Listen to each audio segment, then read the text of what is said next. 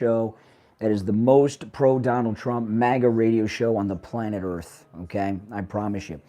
We got a lot going on today. I'm broadcasting in our new studio for the first time, so our new modern studio. When we get all settled in, I'll make a video vlog tour of it. So the transition to Kamala Harris has begun, all right? And it leaked out yesterday, but I heard it. So welcome, everyone. Yes. I'll probably move the camera a little bit. There we go. Now back to the Steve Kane Show with Brian Craig.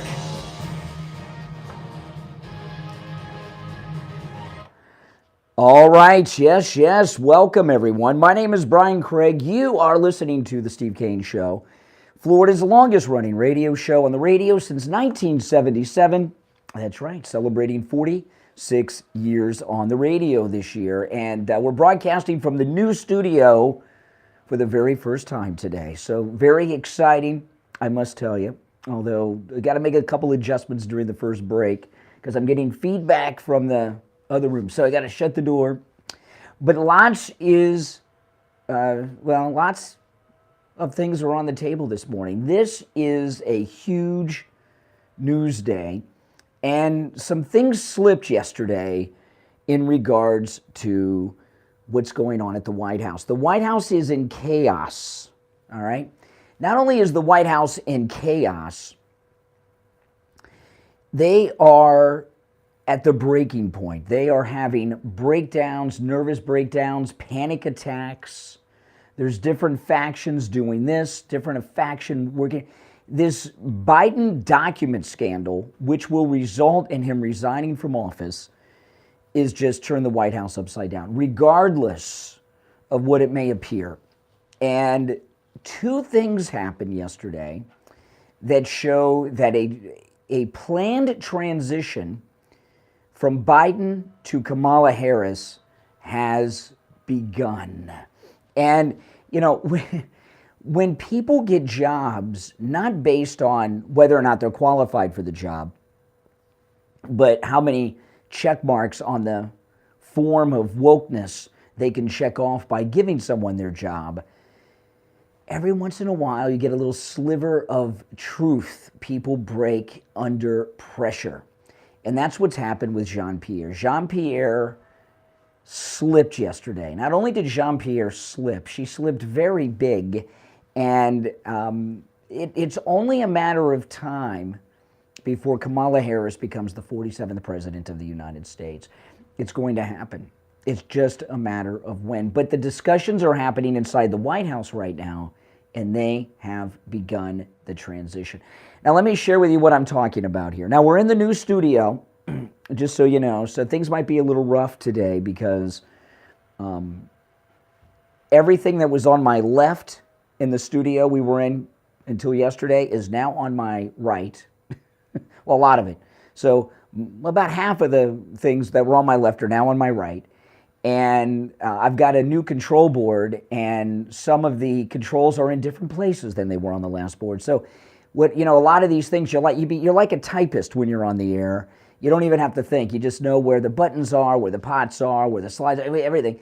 And then you go somewhere new, and they've just changed some of the keys on the typewriter. So it'll take a few minutes to get used to it. Well, a few minutes, hopefully a few minutes. It may take a few days. Who knows? And then when Steve joins us, who knows? But we'll get through it today.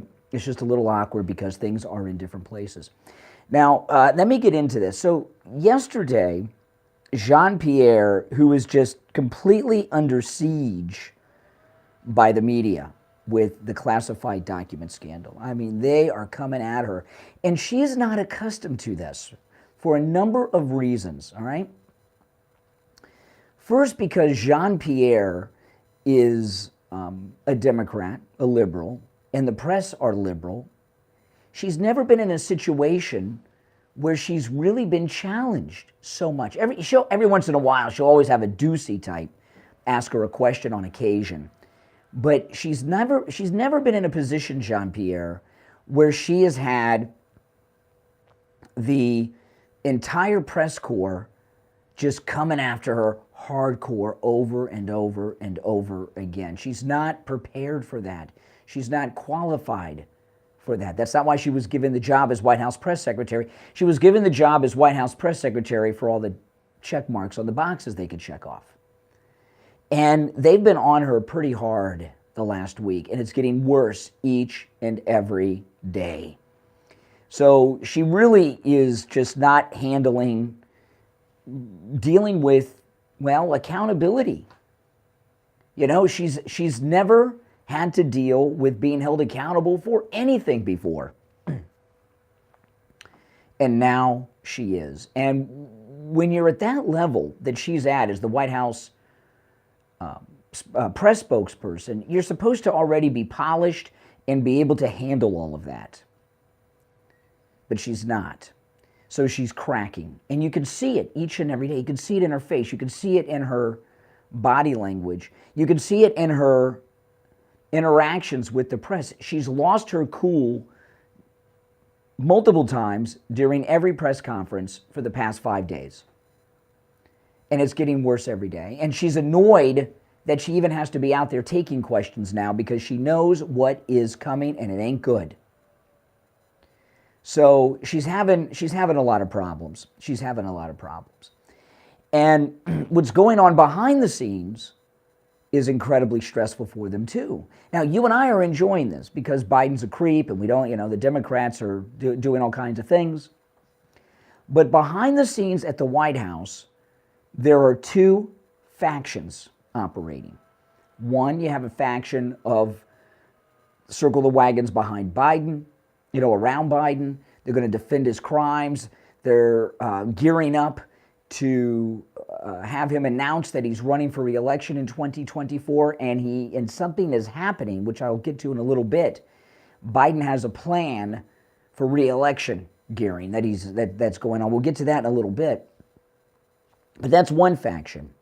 And that's probably a smaller faction of who's at the White House, the people that have circled the wagons around Biden. Handful of people that were involved in the cover-up of these crimes and everything else, which makes them criminals. Then you have this other faction that Jean-Pierre is a part of that wants nothing to do with these crimes or the cover-up of the crimes, and they want to move on from Biden. They don't even like the guy, all right? And they're plotting behind the scenes about their future and what their plans are. So we've got a White House divided. We've got people at each other's throats, and it's good for us, not for them. And that's when people that aren't qualified, who are White House press spokespeople, crack under pressure. So after the first break, I'm going to unveil all of this. There's two big things happened that show yesterday, both happened yesterday, that show that Kamala Harris is making a transition for Biden's resignation and to become the 47th president of the United States. So we'll get into that after the first break. And we'll also take your calls at 1-888-GO-KANE-1. It's a toll-free call no matter where you're calling from. Run 888-465-2631. 888-465-2631. Now, after the break, when we go to the calls, bear with me because, as I said, we are in the new studio, and I'm still getting used to where everything's at and getting myself in place where all the buttons and the knobs and everything are. So the first few calls may be a little rough, but we'll get through it, all right? It's Thursday morning. I'm Brian Craig. You're listening to The Steve Kane Show, Florida's longest-running radio show on the radio since 1977, celebrating 46 years on the radio. There's a lot to go over today. Don't miss a moment of today's program. I'm Brian Craig. We'll be right back. Sit on the sidelines. Get in on the action. Call the Steve Kane Show. Right back, guys. Hold on.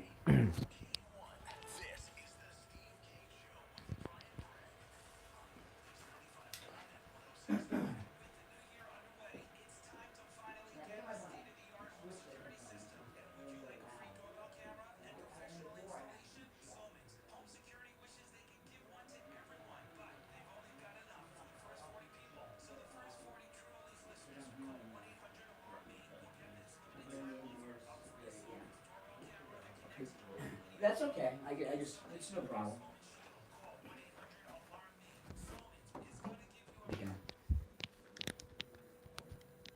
Making a couple adjustments, that's all.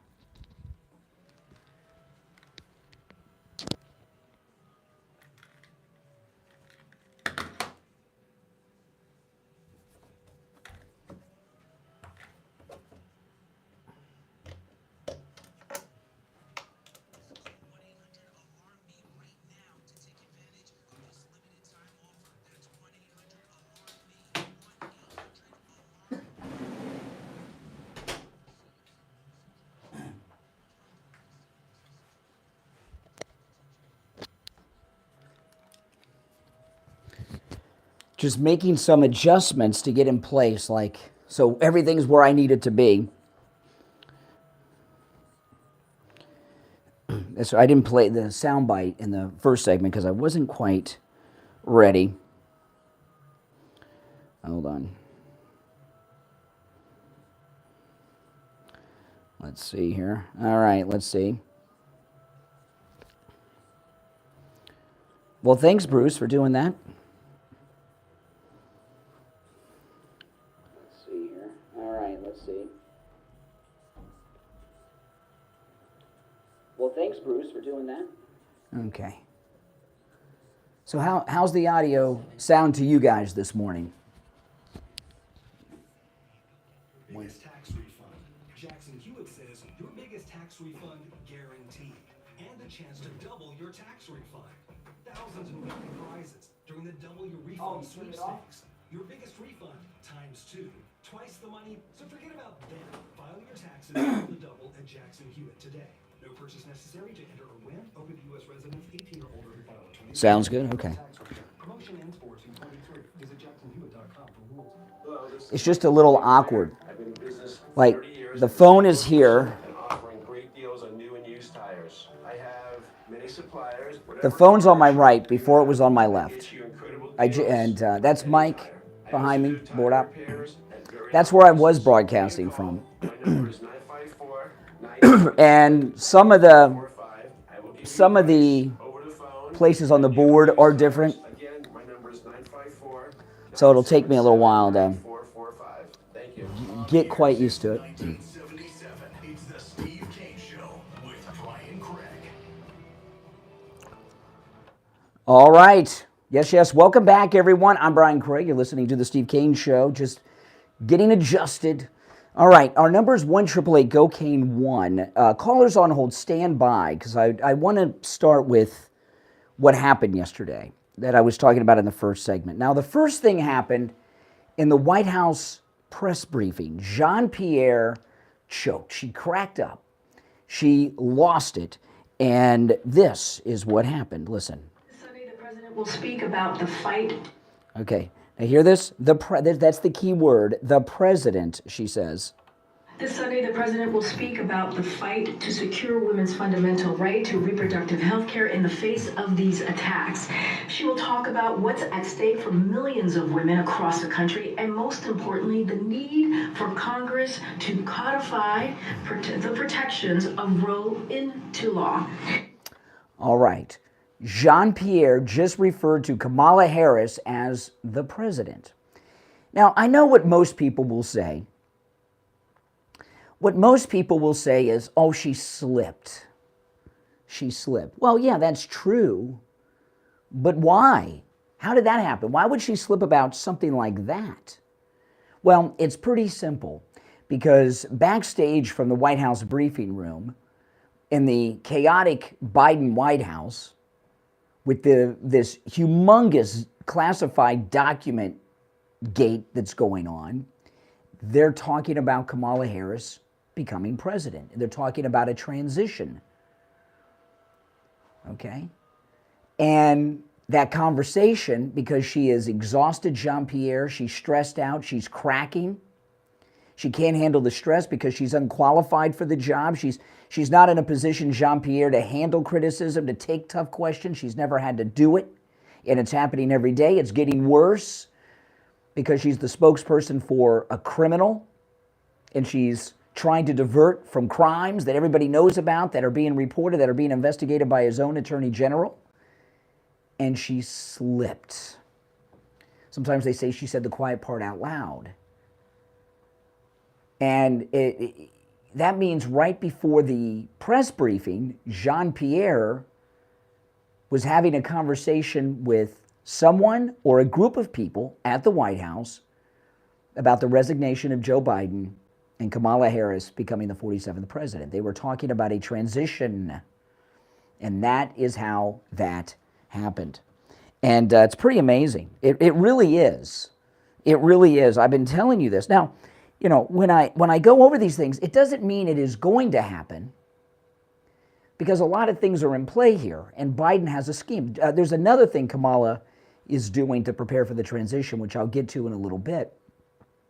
This was just one. There were two things that show there's a transition. This is the first, Jean-Pierre's slip-up.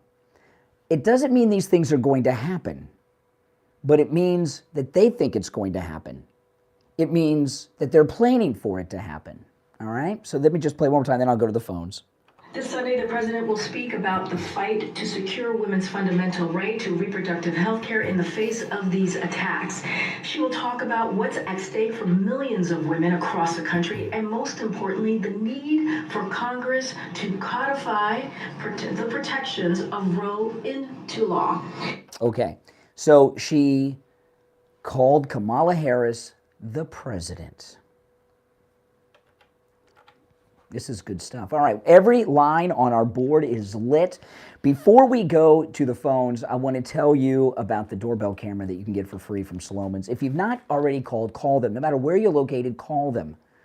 You know, I love having that doorbell camera. I've been getting a lot of use out of it this week because, well, I'm sick still, and I've been on the couch in the living room. Not just sleeping, but at night, but laying on the couch during the day, napping and resting and everything else. And having that doorbell camera has been so convenient. You know, my wife and I, we get everything delivered. We do. Our groceries come from Instacart. You know, most things we buy, instead of running out to a store like Walmart, it's over Amazon. So we have UPS drivers and Amazon drivers come in all the time. And the doorbell camera, of course, I get a notification every time there's movement at the door, so I know I can see in the high definition. I don't have to even sit up on the couch. I can just look at my iPhone and see who's there. And if it's Instacart with the groceries from Publix, well, I know I got to get off of my sick couch and bring them in, because there's milk out there, there's coffee creamer, there's meat. But if it's an Amazon package, I can see I don't have to get up. You know, that's it. That's it. I even had a prescription medication delivered yesterday, and they wanted to talk to me before they left it. And I talked to them without getting up, because you can talk to who is out the door through the doorbell camera right from your iPhone. And by the way, you can do all this no matter where you are. Like when I'm on our cruise the week after next, I could do the same thing as if I'm on the couch in the living room. It is so convenient. It is so great. It is part of our security system here at the radio station. We have one, and you can have one too, for free. Call Sloman's, tell them you heard about them on the radio, and they'll tell you how you can get your free doorbell camera. Here's the number, 833-283-5050. 833-283-5050. 833-283-5050. All right, every line on the board is lit. Let's go to the phones. First call from the new studio. You're on the air. What's your name? Where are you calling from? Good morning. My name is Kathy, and I'm from Tequesta. All right, Kathy in Tequesta. What's on your mind? I just can't imagine this one as the president. Our country is going down the toilet slowly but surely. Yeah, sure. I just can't imagine this whole thing taking place. Well, it's hard to believe, but we have a president who is selling secrets to God knows who at his house in Delaware. So what's worse? I know. And let me ask you, where's the FBI in front of that house? Where's the helicopters flying over his house? Yeah. Treatment is so unfair. It's disgusting. Well, yeah, that's true. But think about this. What Joe Biden has done is so bad, so criminal, so corrupt, they're forced to get involved as much as they don't want to. You're right. You're right. So, like, where do we go from here? Well, we go to Kamala Harris as the 47th president, and then in 2024, Donald Trump will be the 48th president. He better get in, because he has my, I don't care who's I don't either. Oh, yeah. back in the White House. We are so as a nation and a country. Oh, yeah. A third world country as it is now. Yeah, Donald Trump's the only person that can fix this. I mean, there's no getting around it. Absolutely. Absolutely. And I don't see these people. I hear friends. Is the audio okay, guys? Oh, I'm not voting for Trump again. How Please. vote for Trump again? He's the only one that's going to pull us out of it. Why would they, if they voted for him in the past, why would they not vote for him again? They feel he's not going to have a chance because the way he's attacking DeSantis. He's attacking DeSantis? When did he attack DeSantis? This is what I want to say. I'm like, well, when did this all happen? Because I'm like, am I new to this whole thing? When he made that comment a couple of months ago against DeSantis and wasn't going to run yet with him. Oh, please. Please. He got. How many of us have said something? How many of us have said something about someone when we were upset that we regretted? Give me a break. They're going to give me a break. They're going to keep him from the White House because a couple of months ago he said something about DeSantis that he said in anger and he's taken back. Well, look at this jerk that we have. He doesn't even know what he's saying, and he's in the White House. You know what I'm saying? It's just like doesn't make sense. That's right. We need to vote for Trump. We got to get Trump back in. We got to fix our country, and we just have to we got to charge through all this. That's right. I know. When are we going to stop? When is this country going to stop giving Ukraine money? Because we got to worry about our own country. That's true. That's true. Why? Because it's part of Biden's financial scam to enrich himself and his family. Listen, I got to run for our break to Cuesta. Thanks for the call. Oh, man. All right, we'll take our break for the bottom of the hour. It's the Steve Kane Show. I'm Brian Craig. Our number, 888-GO-KANE-1. Every line on the board is lit. If you're on hold, stand by. We'll take our break and be back with your calls after this. Making morning radio great again. So far, so good, guys? It's just a little awkward for me to get used to all the controls and where everything's at.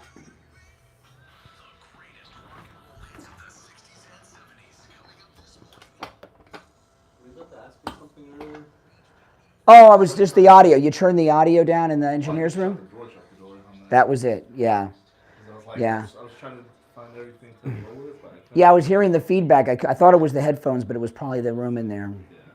Yeah. Yeah, asking like how, because there has to be a volume thing there somewhere, like for us, just the, Well, I don't hear it now, so it's working. keep the door Yeah. closed. Yeah, this is the new studio.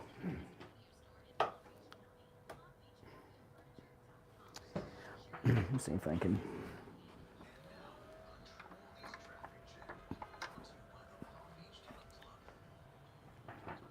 It is nice.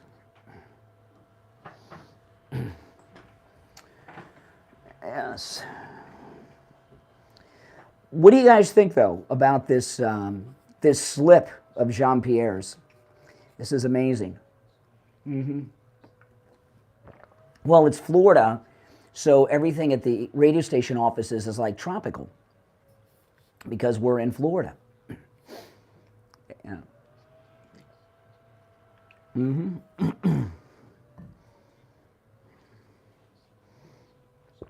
Welcome. Make sure you all subscribe.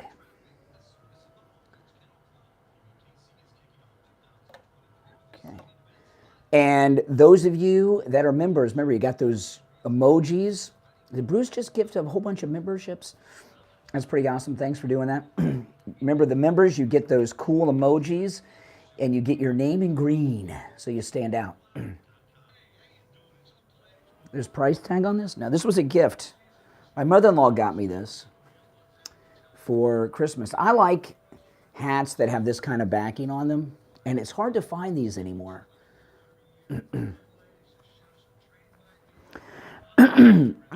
Yeah, there's another thing too with Kamala. I just haven't gotten into that yet.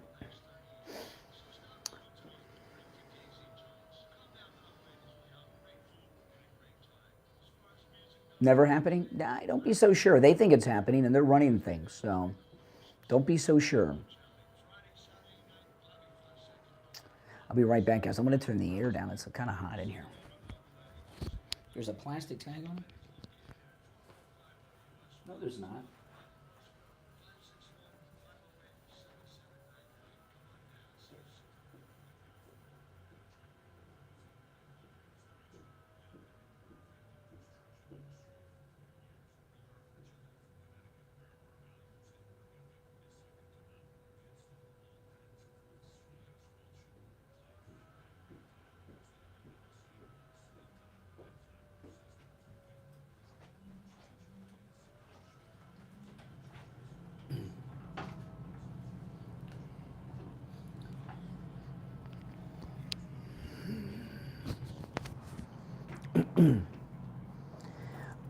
Well, the sun's not up yet. The light will come in. You'll see it when it starts coming up.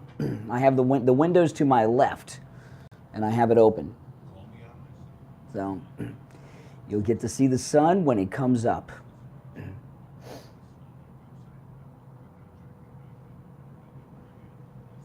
I like not having the window behind me outside because people spend too much time trying to find out where you're at. You know?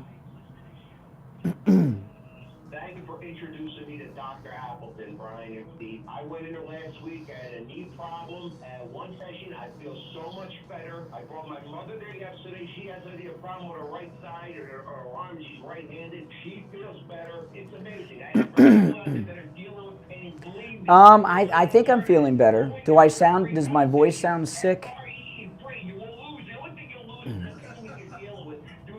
The podcast last night was a little exhausting. So I don't know, I might skip to save my voice today. A little, yeah. 954-973-0710. Online, AppletonCairo.com. Open Monday through Saturday. Appointments not necessary. And walk-ins are welcome. 954-973-0710. Bye now. Yeah, if you're new, make sure you subscribe. Oh yeah, this is great stuff. That's right, I will probably skip a podcast today and make them up over the weekend because I need to rest my voice. Well, thank you, Don. Yeah, I was, at the end of that podcast, I was exhausted. It's just my voice is a little off today. Teaspoon of honey, really, I'll try. Well, thank you, Lisa. Mm-hmm.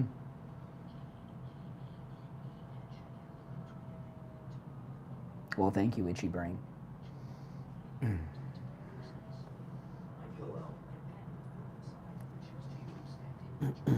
Yeah, you know, my podcast with my wife, Kathy, the Brian Craig Show podcast, is on all podcast platforms.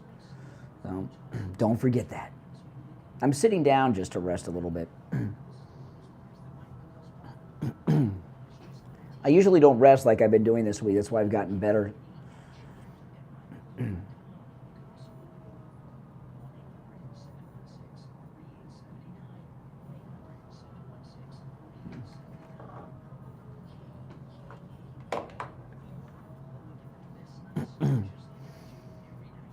Here we go.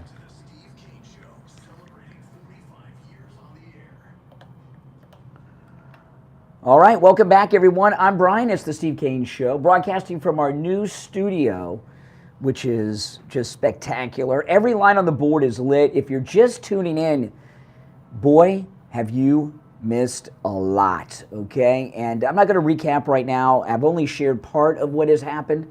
I'll share the rest in just a bit, but let's take some calls first, since we've got a full board at 1-888-GO-KANE-1. You're on the radio. What's your name? Where are you calling from? Yeah, good morning. This is Richie. Richie, turn the volume down. Yeah, are you? Yeah, I'm hearing an echo too. Hold on, let's see here. All right, is the echo gone now? Uh-oh, yeah, okay, now it is. Okay, now you got it. The echo gone now? There we go.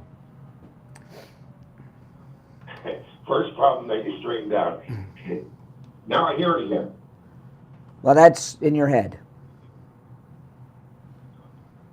Here's the deal. She started out yesterday and said, I've been told by the head of the communication of the White House, that I should call on other people. That was a way of I don't know. avoiding The first the caller ones that didn't are say giving her anything. a hard time. Yeah, she's going to call on other people. You're hearing the echo still. Well, it's the way it is, Richie. We'll figure it out. You know what it is? It's going to be tough. Okay. That might just be your inner voice talking. Let's see where. No, I hear the delay. As I talk to you now, then I hear myself talk a second later in the background. All right. Well, I have to be in this for him to hear. He can't hear me if I don't have that in.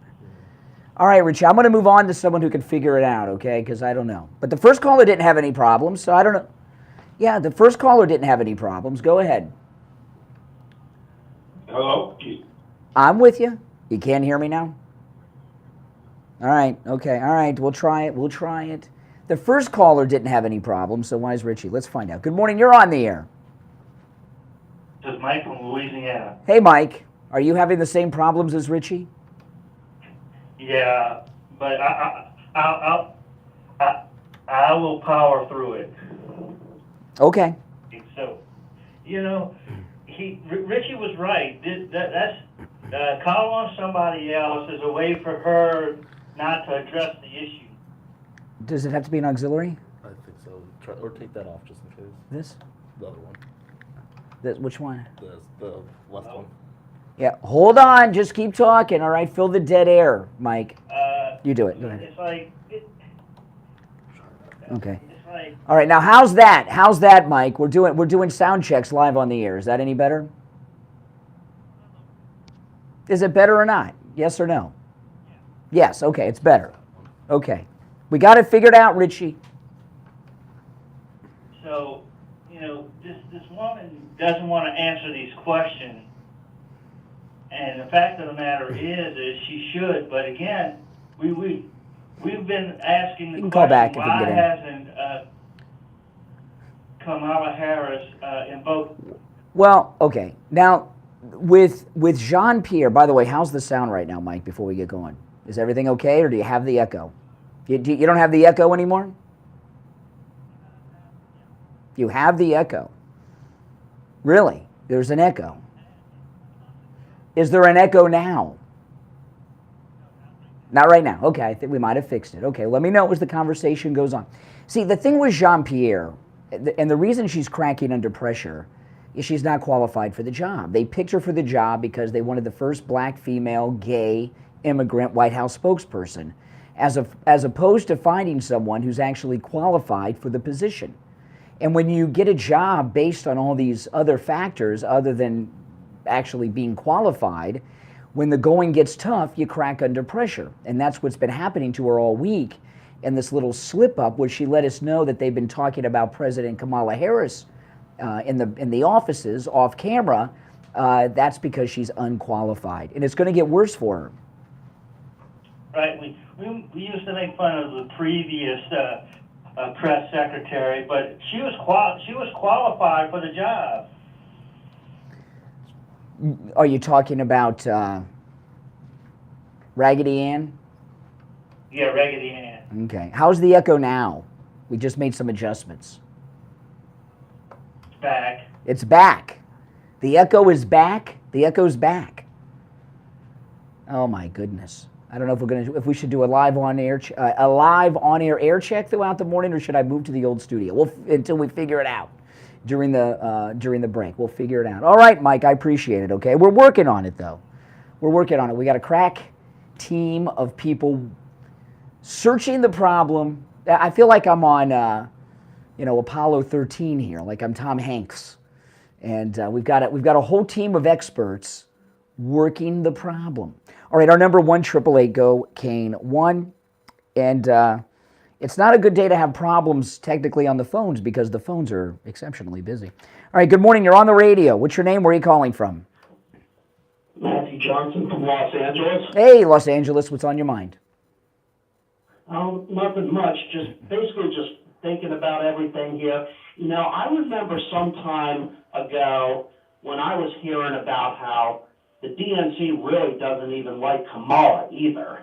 And now, so it just seems to me like they're stuck in this major conundrum. Like, I was hearing that in 2024, they were going to try to put Gavin Newsom up there to run for president, just basically to get rid of both Joe and Kamala. I see them in this major conundrum, and I'm just loving it. No, that's a losing proposition. All right, to come in and pass over the president and the vice president and plug in a third person when the president's in their first term, that's a hopeless run. They'd have a very difficult time, even with better liked candidates and better situations. Now that's a losing proposition for the Democrats.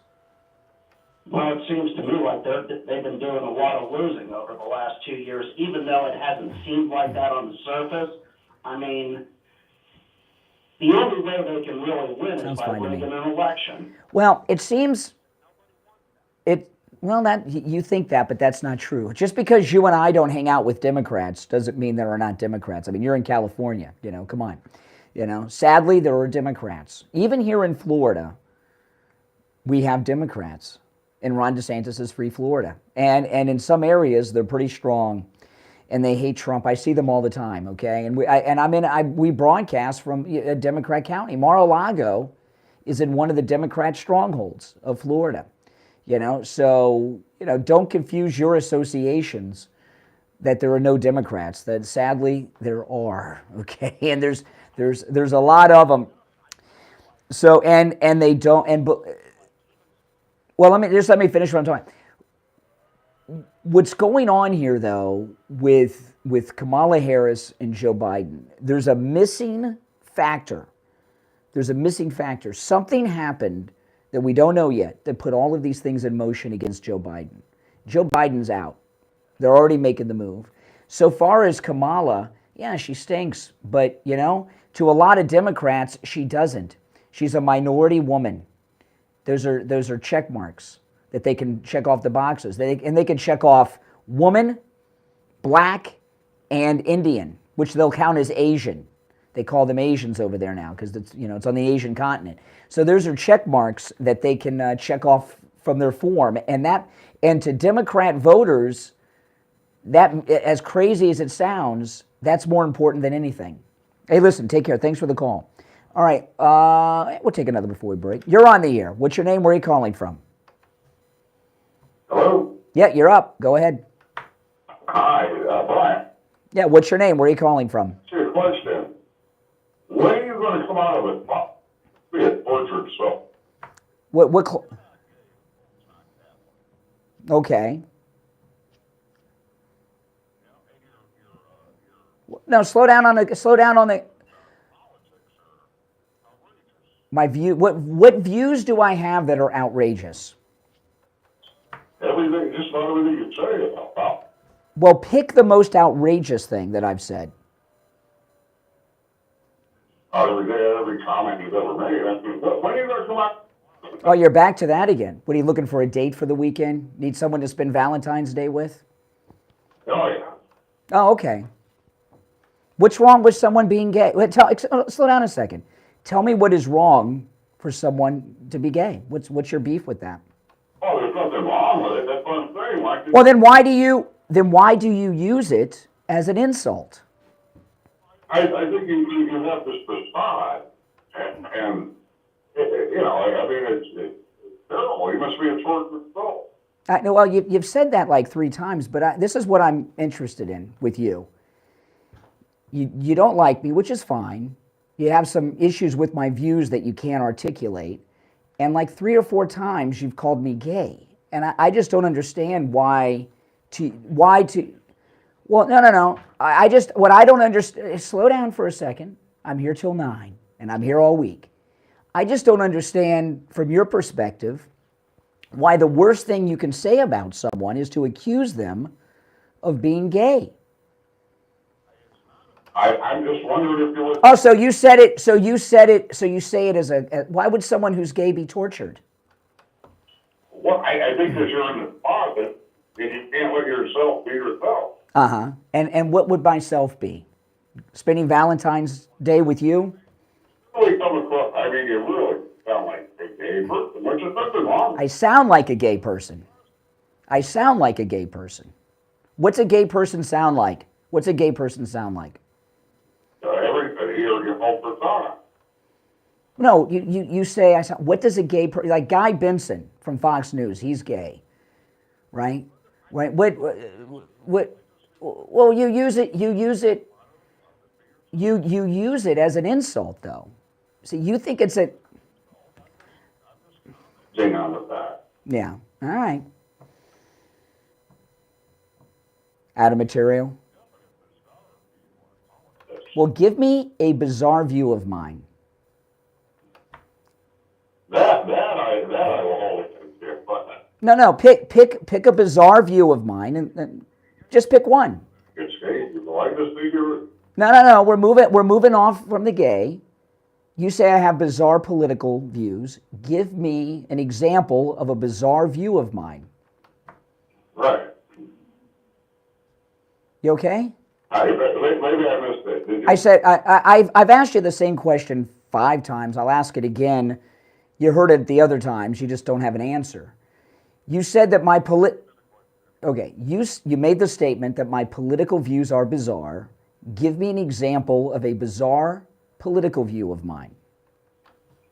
You think Trump can do nothing wrong? You think this guy's going to become president? That's bizarre that he's running for president. That's true. Well, what's your problem with Trump? Which, like, I don't know if you have a week to talk to me. No, I don't have a week, but I got a little bit of time. Don't worry, your suffering's almost over. What is your beef with Trump? Pick your biggest beef. Well, pick one, everything. Pick one. Other than he's a manly man. Which is, give an example of him being a buffoon. Uh-huh. You gotta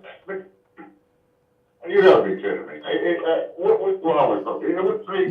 You're not it's an interesting, you know what's, I'm not going to keep you on the phone for a week. It seems like a week. I must say, this call does seem like I've had you on for a week.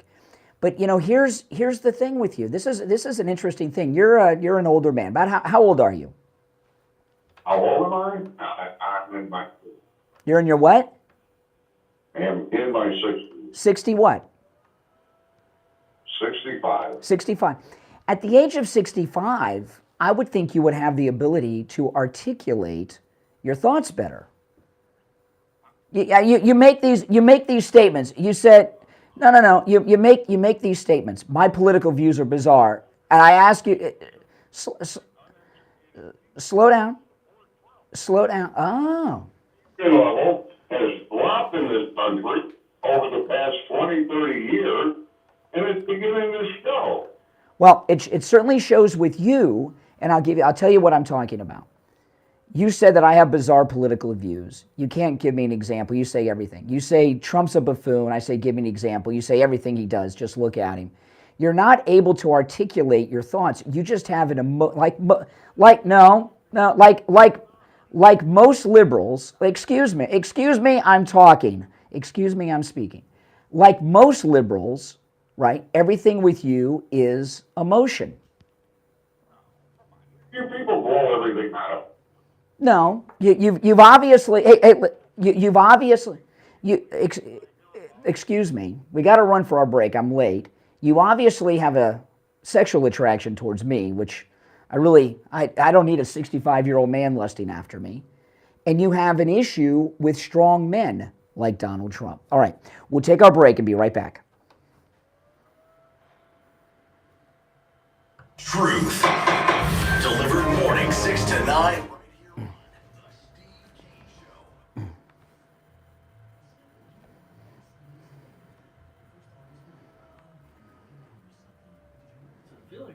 The last couple callers didn't say anything about the echo. It feels like we did whatever is right. I heard when I put Richie's call on, I heard an echo, like he had something on in the background. Yeah. I think he had like his computer on or something. And then That caller would have talked about the echo if there was an echo, and the caller before that didn't either. but, So but the only thing is Steve can't hear us because we don't have it in the other one. well, what's he going to do when I put him on? That's the thing. We're gonna have to turn those back on. Well, I have what auxiliary, Aux, yeah. and on this. What about for the callers? If you want to hear the callers, at least what Mike told me is that's how it's gonna work for now until they can fix it. What do you mean? If I'm in auxiliary, he'll hear the callers? He'll hear you. Everything needs to be an aux to hear everything. Unless he can hear us. So if I put the callers in aux, he'll be able to hear. but will I get feedback? That's the thing that I'm Not trying sure. to understand is What I'm wondering. where they getting the feedback from that. Mike said we can't really do anything about it right now, like other than just trying to click it off and on. I wonder if, okay, what if you don't have it in aux and I do? Oh, that board's not operational anymore. Oh, it's not? No. Oh. Yeah, this is the only board that's operational. Okay. So when Steve's on, I have to be an auxiliary. Yeah. And if you want to hear the other things, it has And to be then- auxiliary as well. Not aux, auxiliary. Auxiliary, yeah. And Okay. then OL, the only thing that can't be on for telephone is the OL. So if I'm in aux now, Steve can hear me, but if I'm out of aux, he can't hear. Correct.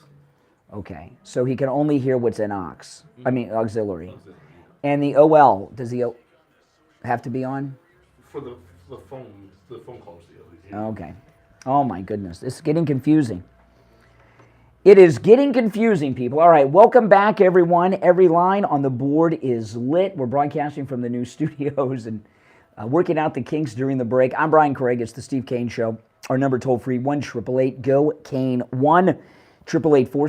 1-888-465-2631. Listen, 3/4 of America are on a diet right now. I've got news for you. Breaking news, diets don't work.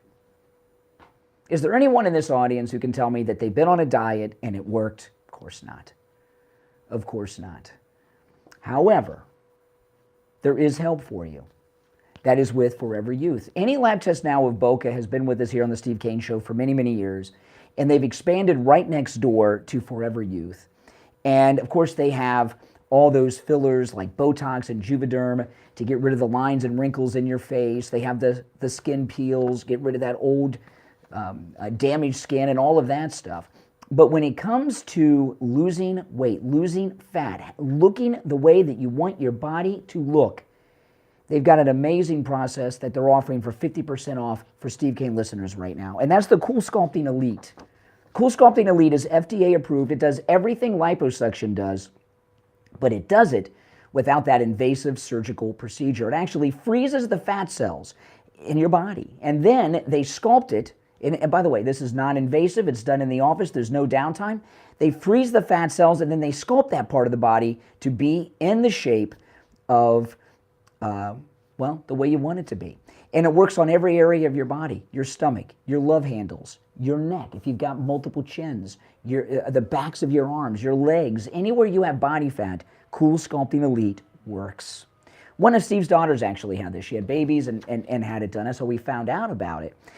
Now, it's 50% off right now if you mention you heard them on the radio. Give them a call. This is Forever Youth, right next door to any lab test now of Boca in the Sandalwood Plaza where the Western Beef is in Boca, south of Palmetto Park Road, north of Hillsboro on the east side of 441. Their number 561-717-8081. 561-717-8081. All right, let's go back to our phones. Every line on the board is lit.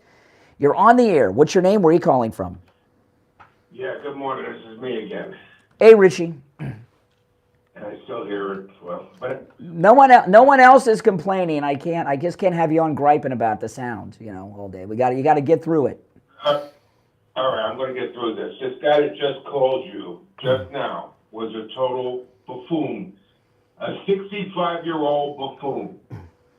When he insults you and insults all these people that voted for Trump, that we are not educated, we happen to be people that are for this country.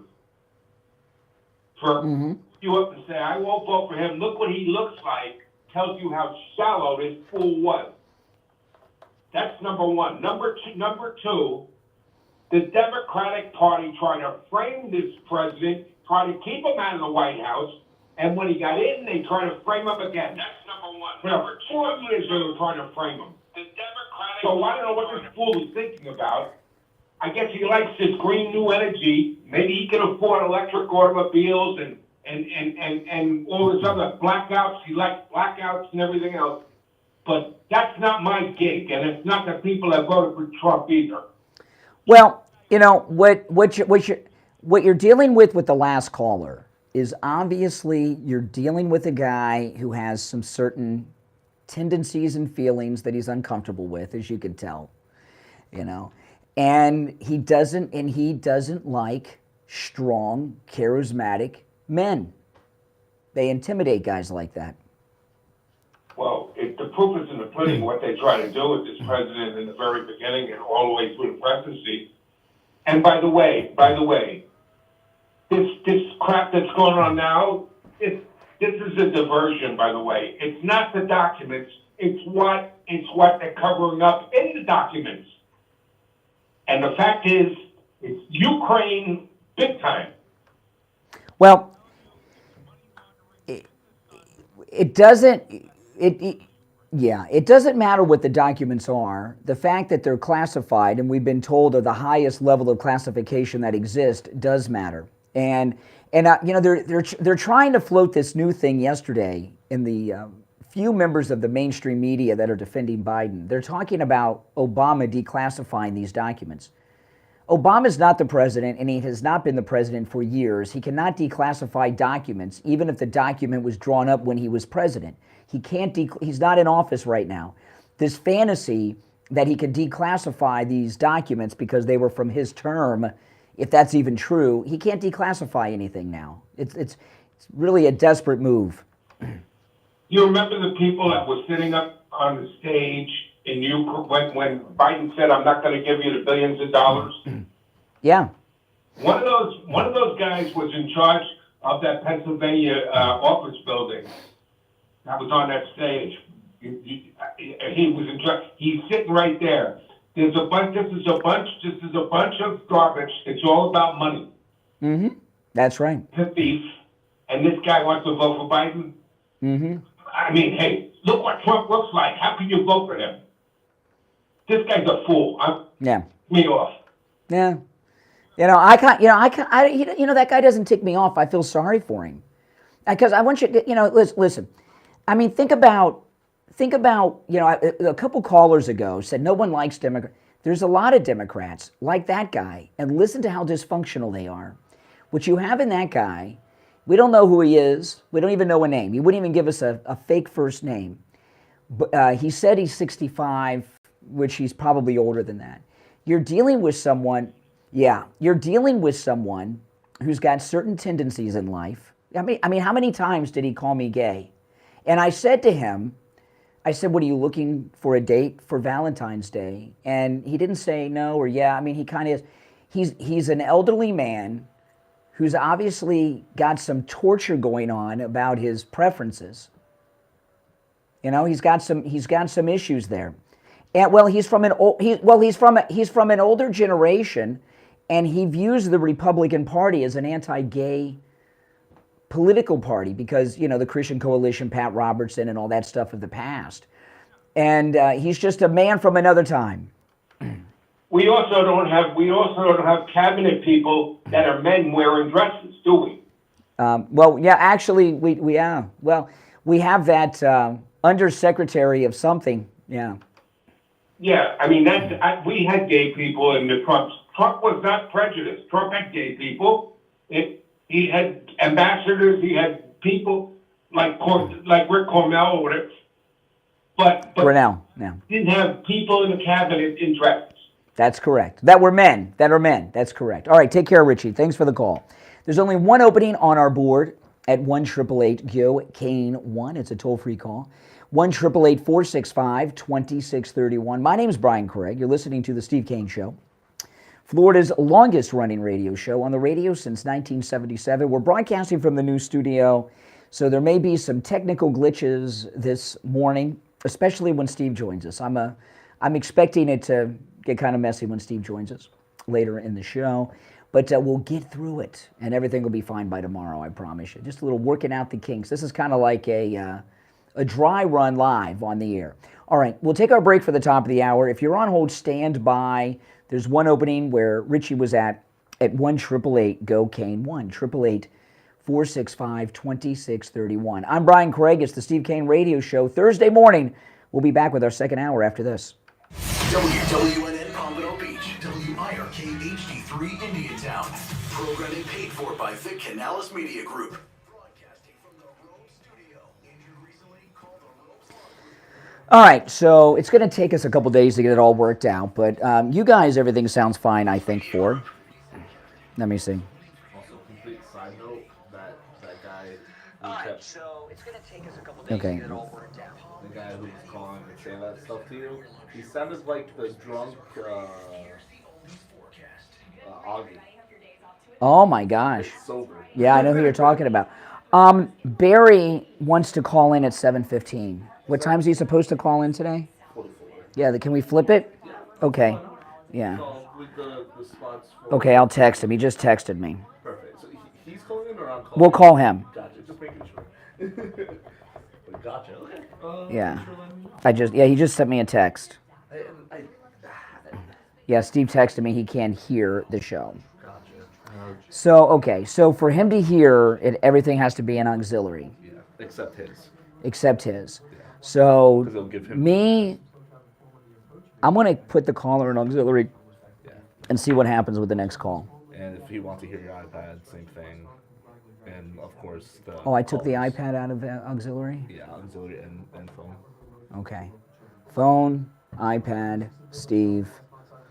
Okay. Yeah, so Let's see what happens with the callers. like I said, it's a little. What's causing the feedback? That's what we're trying to figure out. Oh, Mike didn't know? I Okay. said we'll have to figure out when he gets in. 'cause So, and that board's not operative? So, everything's. It's so all you're, black. we're just screen sharing this? Yeah. Okay. I mean, I can hear you through that board, but I can't do anything. The engineer made sure of that. Because he made it sound like why have two operational boards? Because if someone's using that, it can cut off into That's this. true. And it's a whole. So I'm like, okay. That's true.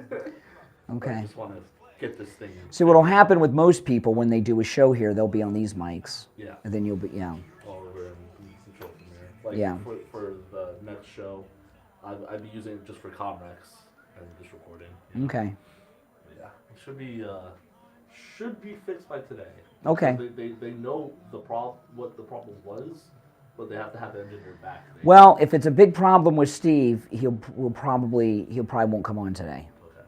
Because I mean, I don't want to go through this thing like with Richie with the constant sound checks. You know, we sound like idiots. Keep doing that. No, because he's Richie, because Richie has no common sense when it comes to things. All right. But okay, I'll be back. Okay. If anything continues. But is there a way? Okay, so, all right, so I'm in auxiliary.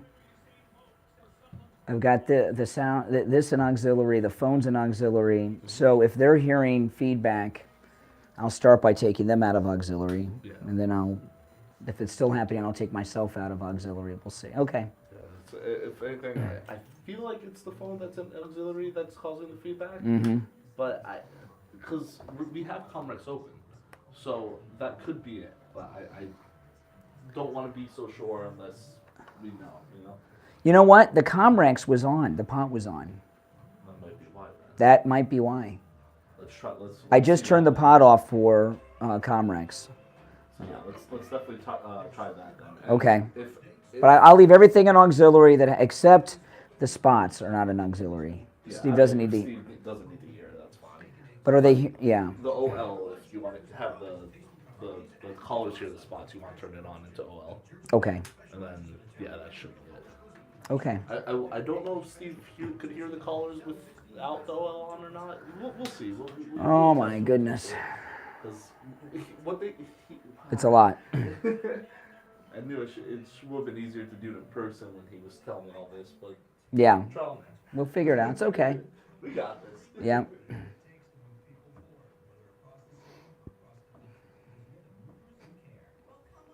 A lot goes into doing a radio show. People think it's nothing.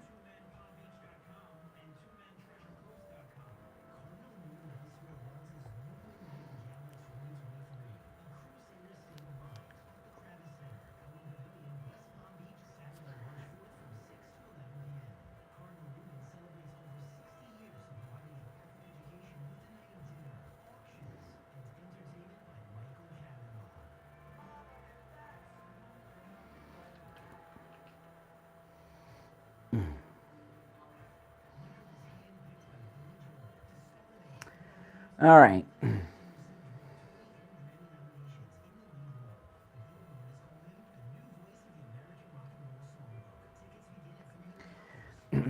Anytime you move into a new studio, 'cause there's a lot of things going on in the studio. There's me, there's the callers, there's the audio sound bites, and then Steve, because Steve's not here. Steve's he's got a studio at home.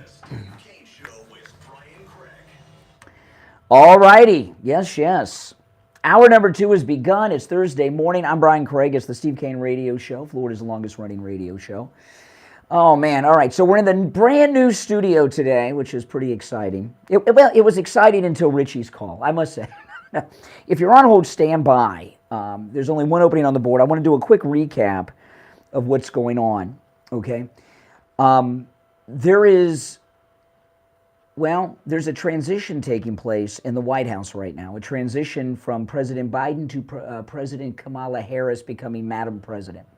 2 things happened yesterday. I've only shared one so far. I'll just recap the one.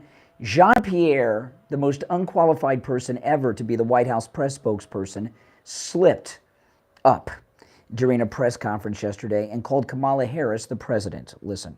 This Sunday, the president will speak about the fight to secure women's fundamental right to reproductive health care in the face of these attacks. She will talk about what's at stake for millions of women across the country, and most importantly, the need for Congress to codify the protections of Roe into law. Okay, yeah. She called Kamala Harris the president. And where I think that came from is, she's thrown Biden under the bus. We were talking about this yesterday, Jean-Pierre, right? She has been in conversations back in the offices in the West Wing about the transition of power to a President Harris. And there's a second thing which I've not gotten to yet, but I will in just a bit. You're on the radio. What's your name? Where are you calling from? Hey, Brian, Jeff from Maine. Hey, Jeff, what's up? Listen, you handled that liberal just like you normally do. That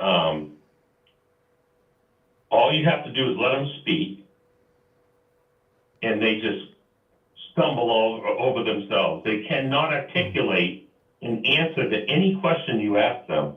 That's right. That's right. Somebody called the other day. I don't know if it was you. Somebody called me the other day and said, "How do you debate these liberals?" I got some liberal friends. Was that you that called the other day? Somebody called and asked me this on the air. Okay, the one of the things you can do with a liberal is ask them questions. They have no answers. They have no answers. They don't even have wrong answers. They just don't have answers because liberals are emotional. Back in the days of Archie Bunker, remember the son-in-law, Meathead. The reason they called him Meathead is because there's no thought. It's just their brain is just meat. It's all emotion with liberals. And the reason for that, Brian, is they hate Trump and they hate conservatism so much. It affects how they think. Yeah, it does. It does. Listen, there's as conservatives, as MAGA, there's things we don't like about the Democrats. We can articulate it. You never hear me say, "Oh, Kamala, she's terrible." Well, what's terrible about everything? No, I can articulate it. That's right. And, when he personally attacked you, you handled him perfect. I couldn't believe he said that you were gay. That was absurd. That was, like I said, that was wishful thinking on his part. And, and he had absolutely not one answer for you. That's correct. Well, thanks so much. Yeah. Kamala Harris. Oh, yes. How can they must have known Biden wasn't going to make it through his first term. And I believe she was picked because she's just someone they can control. Well, you know, Kamala Harris, I know people say this is not going to happen. I hear this. This is not going to happen. They're not going to make her the president. They're in a bad state right now. Things are getting bad. There's another update with Hunter. And the mainstream press are reporting things about Hunter. CNN. I'm not sure if you can hear this. Did you hear? Because we're in the new studio today.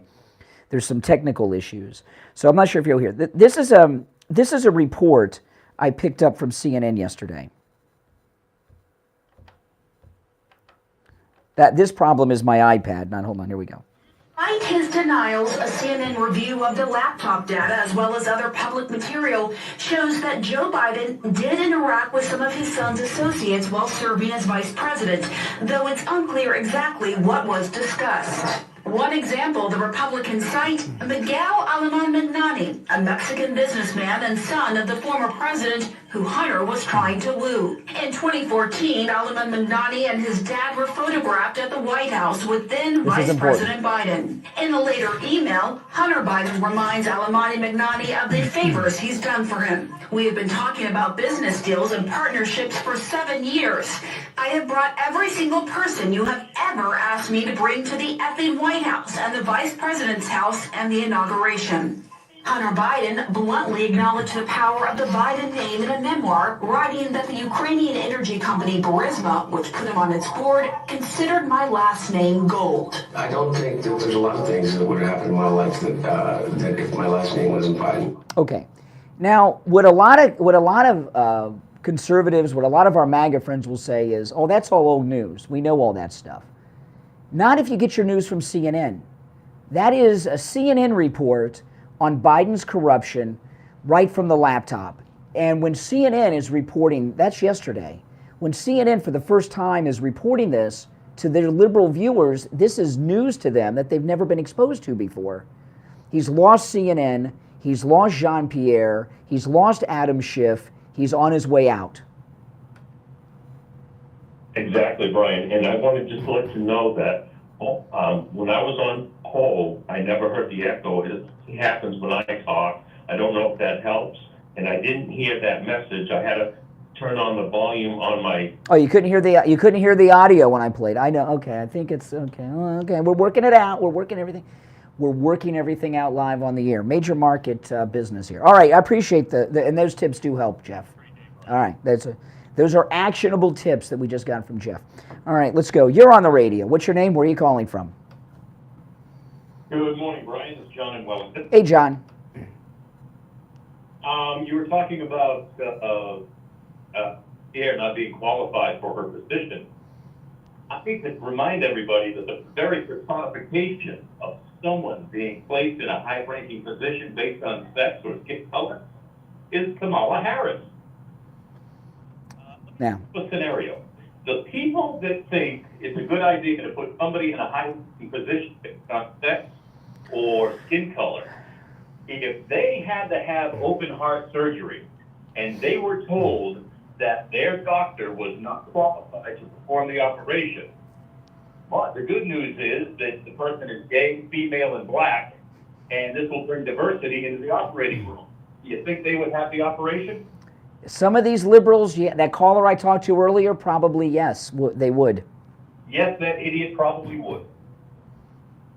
Yeah. No, The average American with any brain cells would definitely not. They would back out of there so fast it would make your head swim. Oh, there's no doubt about it. There's no doubt about it. You're right. But listen, I got to take our break. But when we get back, there was a second thing that Kamala did that shows that the transition is being planned. It doesn't mean it's going to happen, but they're making plans for the transition to happen. Okay, that's what we're talking about here. All right, John in Wellington, take care. All right, we'll take a quick break and be back.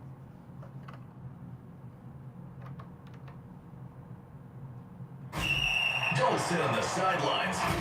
Get in on the action. Call the Steve Kane Show live on air now. 888-COCAINE-1. This is the Steve Kane Show with Brian Craig on Oldies 95.9 and 106.9. All right, we're going to check in with attorney Barry Siegel from the Siegel Law Group. Now, Barry, we moved into a new studio today at the radio station, so we're having some tech issues. You may hear a bit of an echo while you're talking, but you'll sound fine on the air, Barry, all right? So, hey, Attorney Barry Siegel, what do you have for us today, Barry? Well, and I am hearing that echo. Yes, I'm sorry, Barry. We're working on it. We got a team of engineers on it. All right.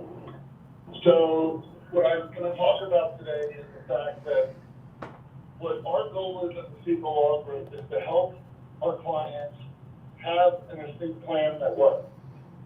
And the estate plan that works is going to include, for most people, avoiding probate, avoiding guardianship, protecting their beneficiaries from the costs of, excuse me.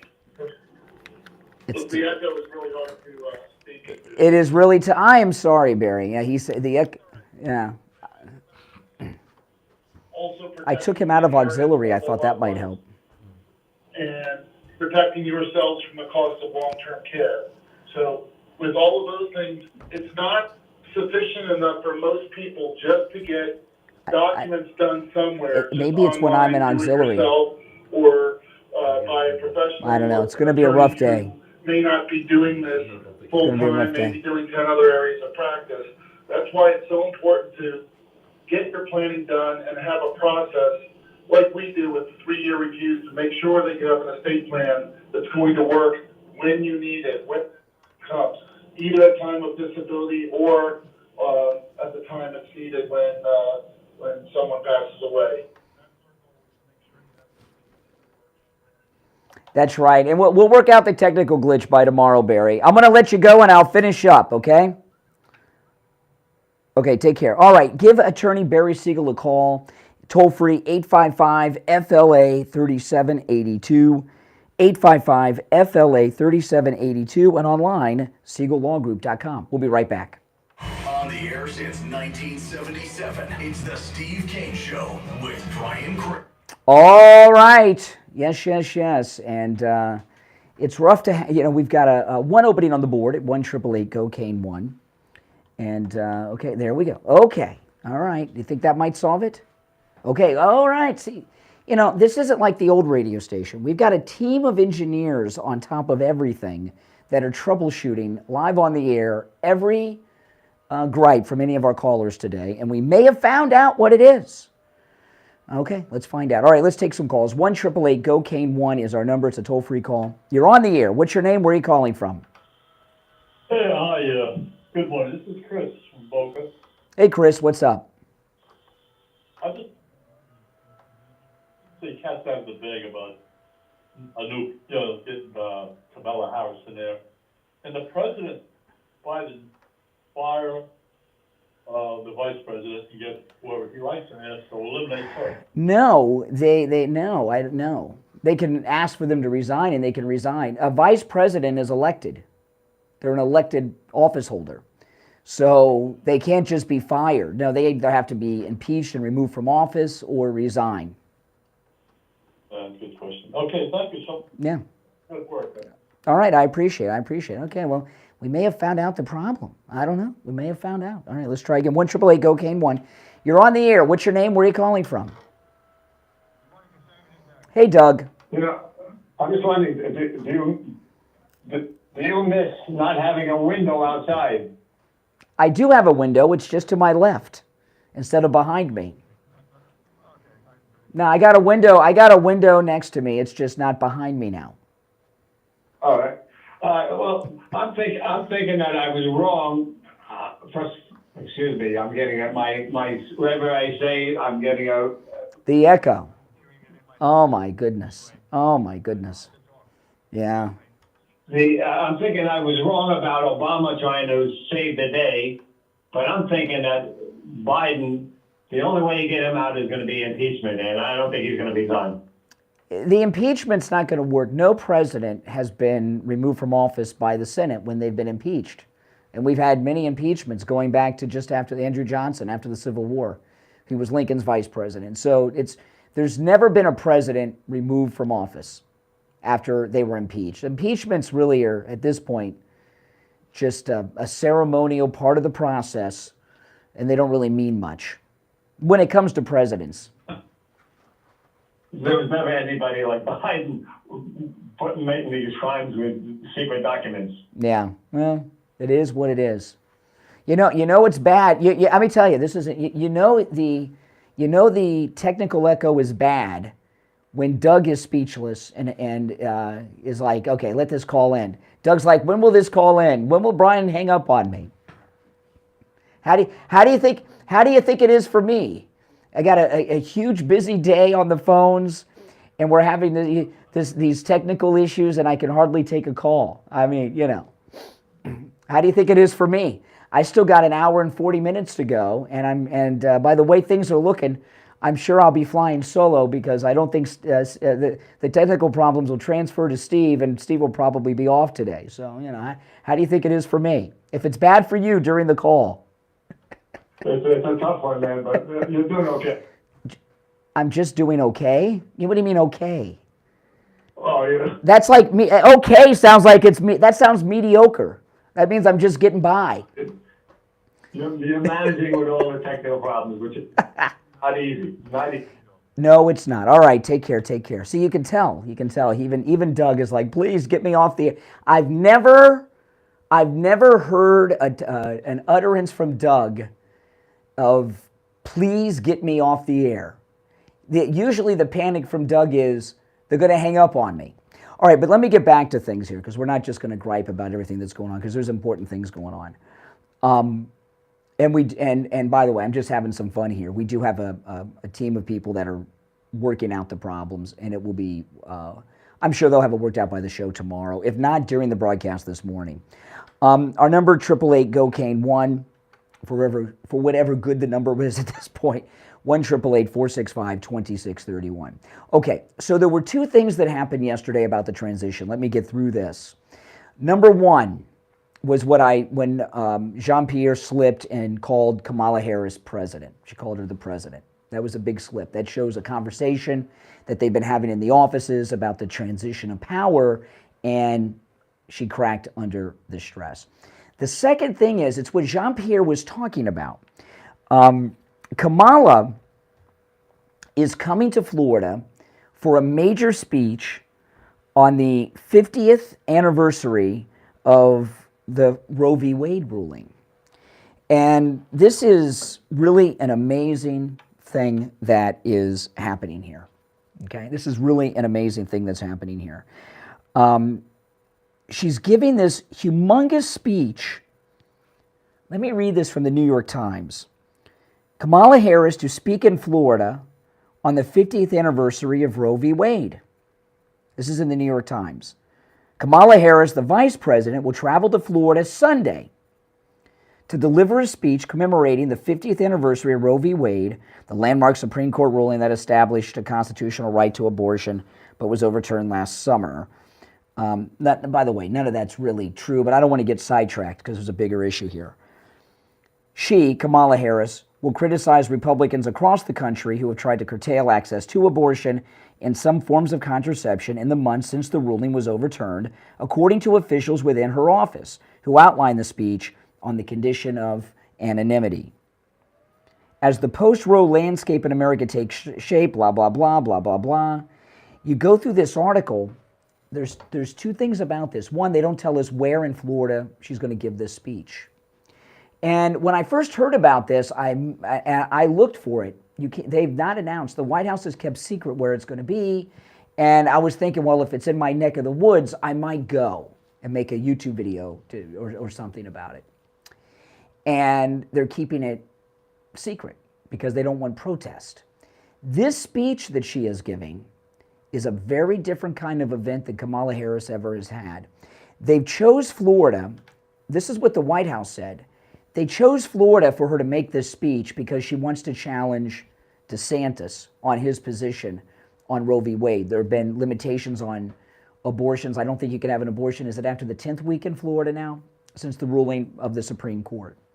So she chose Florida. The White House chose Florida for Kamala's speech because they want to call out DeSantis on his anti-choice position.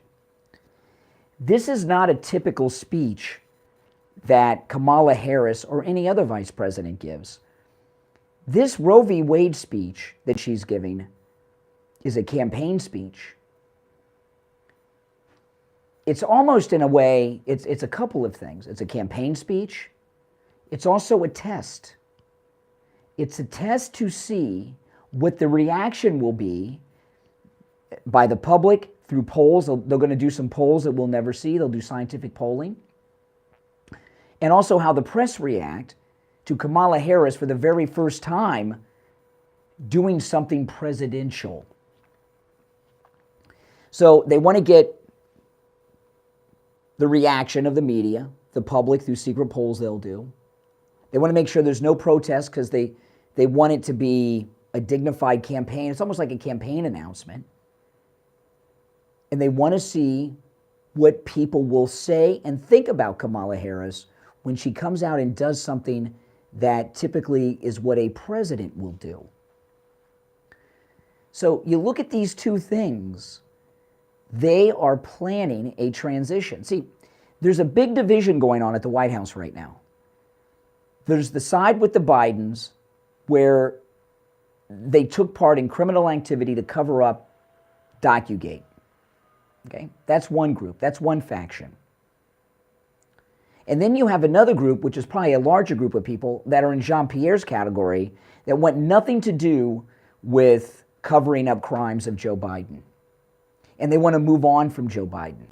And they want Kamala to be president because that's what Obama wants. I was telling you on yesterday's show, Obama is behind this whole scandal being exposed and leaked to the press. Kamala Harris was Barack Obama's choice. The Bidens hate her because of that first debate humiliation she gave to Joe Biden in the Democrat primaries. So Obama is behind all of this, including Kamala Harris making this big speech at an undisclosed location in Florida so there were no protesters this weekend. Her campaign speech, her coming out as presidential speech Sunday here in Florida. And they picked Sunday so that it'll be the news, they think, Monday morning, that command the news cycle Monday morning. That's their plan. Callers on hold, stand by. I'm Brian Craig. It's the Steve Kane Show, Florida's longest running radio show on the radio since 1977. We'll take our break for the bottom of the hour and be back after this. Making morning radio great again. Be right back, guys.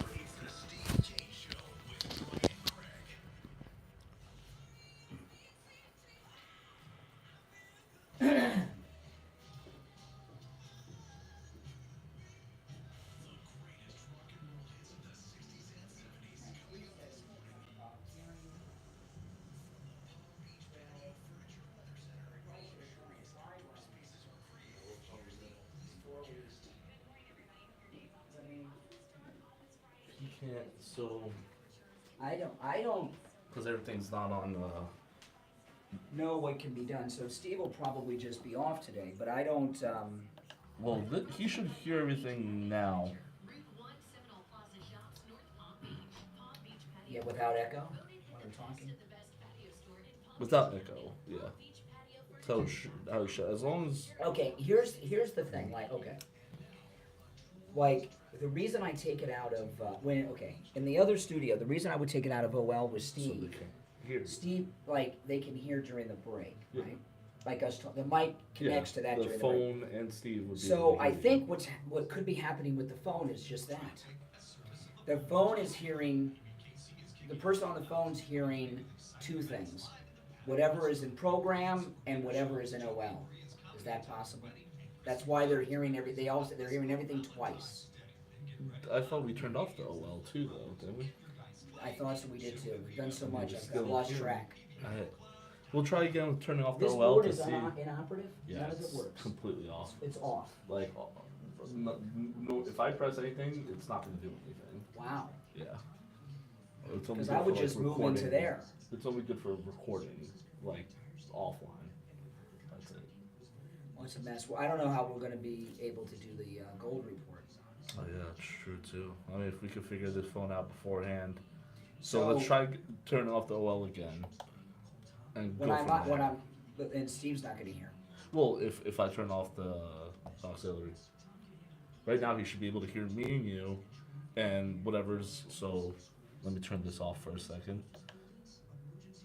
I want to know if he could hear us, just us, not because I turned it off for the mix, so he can't hear what's ever playing. What about the phones? I turned it off so he can't hear the phones, at least at the moment, unless he might be able to hear the phones, like when they come on.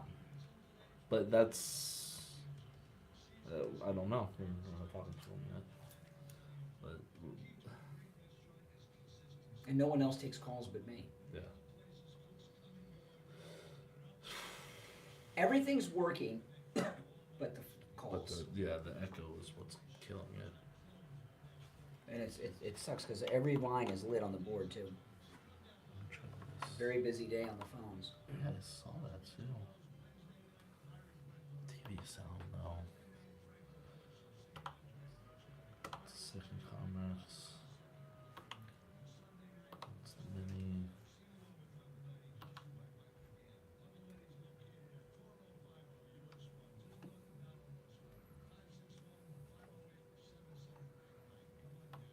The Steve Kane 2023 Mega Cruise is right around the corner. We leave January 28th on the Celebrity Apex out of Fort Lauderdale. First up, San Juan, Puerto Rico.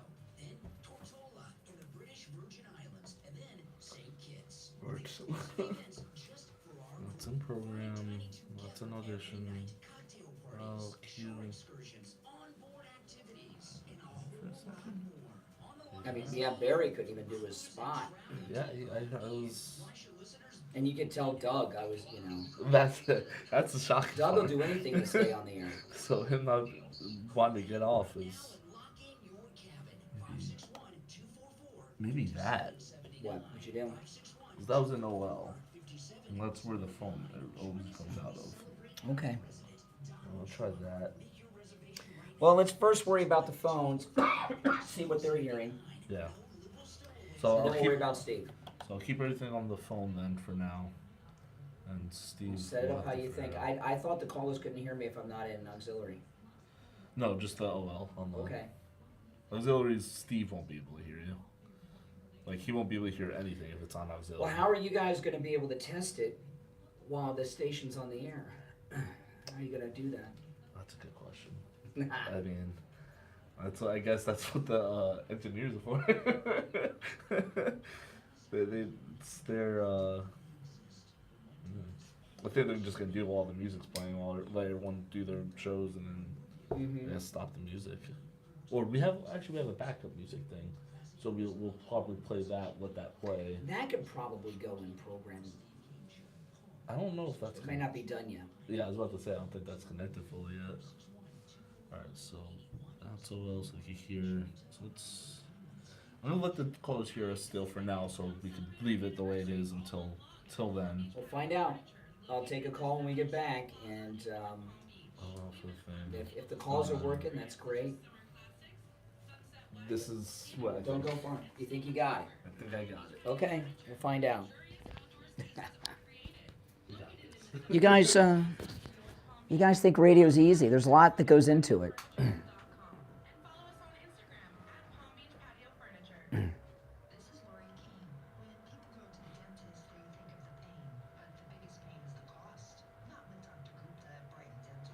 The way to do it is whenever you do it is to call in on your cell phone and hear it yourself. You got to hear it yourself to know.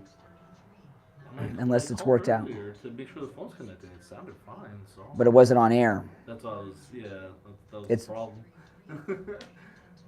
Yeah, because I did the same thing and I put myself on hold and everything. All right, welcome back, everyone. It's Thursday. I'm Brian. It's the Steve Kane Show. One opening on our very busy phones. 1-888-GO-KANE, 1-888-465-2631. We'll try to work out our issues, and then, we'll see. The show will go on, though. You're on the air. What's your name? Where are you calling from? See, they can't hear. They can't hear. Good morning. You're on the air. What's your name? Where are you calling from? Oh, there we go. All right. Now let's try it. Well, good morning.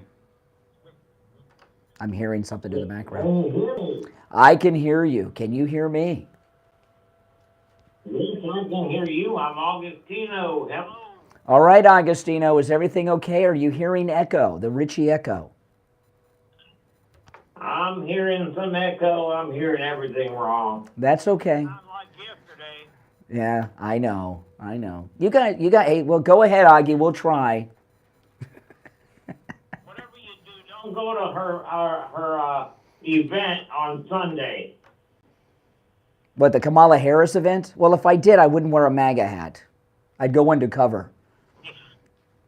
I'd borrow one of my wife's lady hats. Yeah, well, anyway, your window is in the wrong place. Oh my gosh, you guys. The window. The problem's not, all right, take care, Agostino.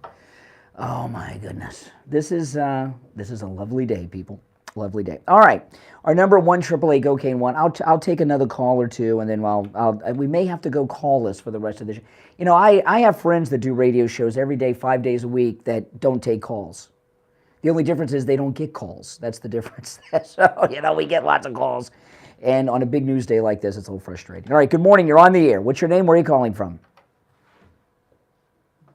David Needle? Yeah, David, what's up? Yeah, when they first found the documents in Biden's house, I believed that it was his own party trying to get rid of him. Correct. As a matter of fact, there's a prophecy that someone will die in the White House. So if they can't impeach him, someone will take him out. All right, that's just, you know. I think we're at the point where I hope the delay works. Oh my gosh, this is a great day. No, I'm not dying on the air. I just got to recalibrate what I'm doing. All right. The one guy that doesn't complain about the echo. All right, guys, let's get back on track. All right, I'm Brian. It's the Steve Kane Show, Florida's longest running radio show on the radio since 1977. All right, this show is on the air since 1977 because when we face adversity on the program, we get through it.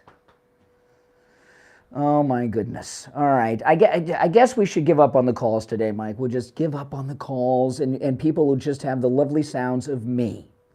All right, guys. Now, I want to get into this. Let me finish up with Kamala. We'll take a break. I'll regroup, and we'll start the whole show over after the 7:45 break. That might be better? I think so. Oh, my goodness. I don't know. You've hit so many buttons, Mike. I mean, how are we supposed to know what you've done? I don't know. We've been on the air for 1 hour and 37 minutes. I'm surprised no one from management has driven to the radio station and ripped us out of here and say, what are you guys doing on the air here? Oh, my goodness. Maybe we could go over to FAU and they could sound more professional than I'm sounding this morning. But it's okay. The show will go on. I just want to finish up with Kamala. We'll take our break at the 45, and we'll start all over and pretend as if the last 1 hour and 45 minutes did not happen. What's going on in this country right now is pretty serious business. You know, a lot of times when there's issues that are going on, okay, they're political. You know, even if you go back to some of the Clinton scandals, Monica Lewinsky, you know, that was a big scandal, but really it was political. Before that, we had Whitewater and Travelgate. These were political issues, all right? If you go to what's going on right now in the Biden White House, this is something we've never dealt with a president of the United States before, okay? We're dealing with a president of the United States who's committed some very, very big crimes. In fact, some of the biggest crimes that you can commit. And I know a lot of people will say, well, Richard Nixon was committing crimes. No, Richard Nixon, what he did may have been criminal, but it was jaywalking compared to what we're doing right now, okay? What we're dealing with right now is not jaywalking. Richard Nixon didn't send the guys to break into the Watergate building. He was trying to make the story go away and throwing money at them so that they would go on vacation for a couple years somewhere in South America and the story would go away. That's where that phrase, the cover-up's worse than the crime, because Richard Nixon didn't commit any crimes. He was involved in a cover-up after the fact of a crime, and they weren't interested in G. Gordon Liddy and any of those guys. They wanted Nixon, so the liberals said, well, the crime, the cover-up's always worse than the crime, which is nonsense. What we're dealing with right now is the first time in modern American history where anyone who's alive has any recollection of when the President of the United States has been found to be involved in hardcore major criminal activity. You know, there's a story today about the documents that detailed something that I was telling you about earlier this week. It was a prediction I made that would be coming out, and it is out there this morning. And I don't bring this up just to say I told you so and I was right. I'm not doing that. But there's a story today I was reading in one of the mainstream liberal publications that pointed out that Hunter Biden was bringing over his drug pals doing drugs and Chinese businessmen that were paying him to the house where all these classified documents are. They quoted Peter Schweitzer and others in this article. You know, Peter Schweitzer, the author of Clinton Cash, and he said there's no proof that Hunter went through the documents with the Chinese that were over there, or the pimps or the prostitutes or his drug pals or drug dealers. But what do you think? Of course he did. And just because things are classified doesn't mean they're necessarily something that needs to be secretive. You know, like the JFK files, they release JFK files every couple years and still a whole bunch of it's classified. They release documents that are blacked out because they're still classified and everything else. But these documents are, we know this, these documents that Biden had were sensitive enough for him to steal them. Okay? Sensitive enough for him to steal them. And the press still have not gotten to the main questions. What are these documents really about? We got some vague things about the first batch at the office, but what are they really about? Why these documents? Why are these documents in Biden's office and Biden's home? Who took these documents? Where were they taken from? Etc. All these questions the press still have not gotten to. They will. Okay? They will. The press are all over this for a whole bunch of reasons that we've been talking about all week on the program. But this is the first time that we've actually had a president who was involved in criminal activity, hardcore criminal activity. What we're talking about here is like at the level of espionage. And, you know, to take a Richard Nixon quote and update it to what's going on, the American people got a right to know if their president is, well, a crook and a spy. You know, every spy throughout history of this country did it for money. And we know that Biden does everything he does for money. So these documents at his house, at his office, were being shown to people in exchange for money. You go to these other spies like Eldridge James and all the rest, they did it for money. And the spy word hasn't been used yet. Spy, espionage. Those things haven't been used yet. A lot of the press, I know they know it's serious and and all this stuff, and you hear people say that if I had these documents, I'd be in but they haven't gotten to those words yet. But they will. The other thing that's not going to hold water is this business of no visitor logs.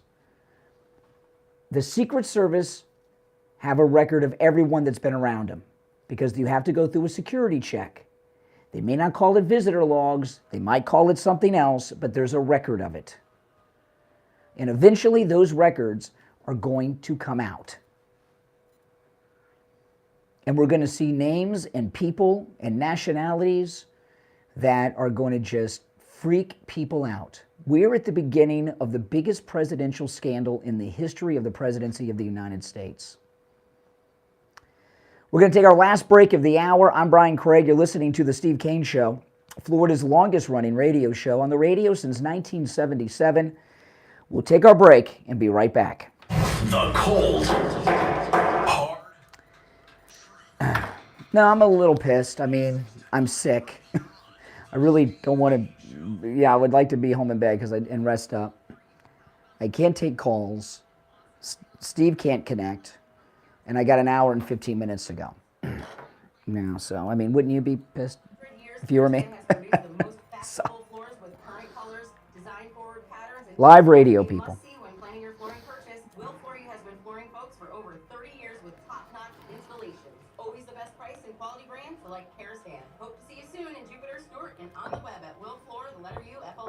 Love the outdoors and the open road? Don't miss RV Hour, Saturday mornings at 10 a.m. Hosted by Giant Recreation World second generation owner and CEO, Larry McNamara, and his co-host, Christina Schreiber. RV Hour, Saturday mornings, 10 a.m. Dr. Al Villalobos, a very knowledgeable. I mean, Steve said that he doesn't hear anything on his headphones at all. He didn't have anything on Comrex, that's why. What do you hear now?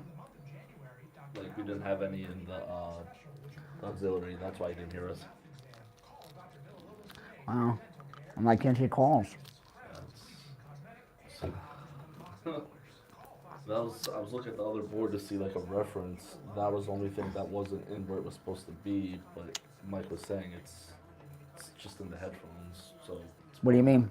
Oh no, it's gotta be. That, right, yeah. I got nothing else, I can't think of All anything. right. Oh, back already?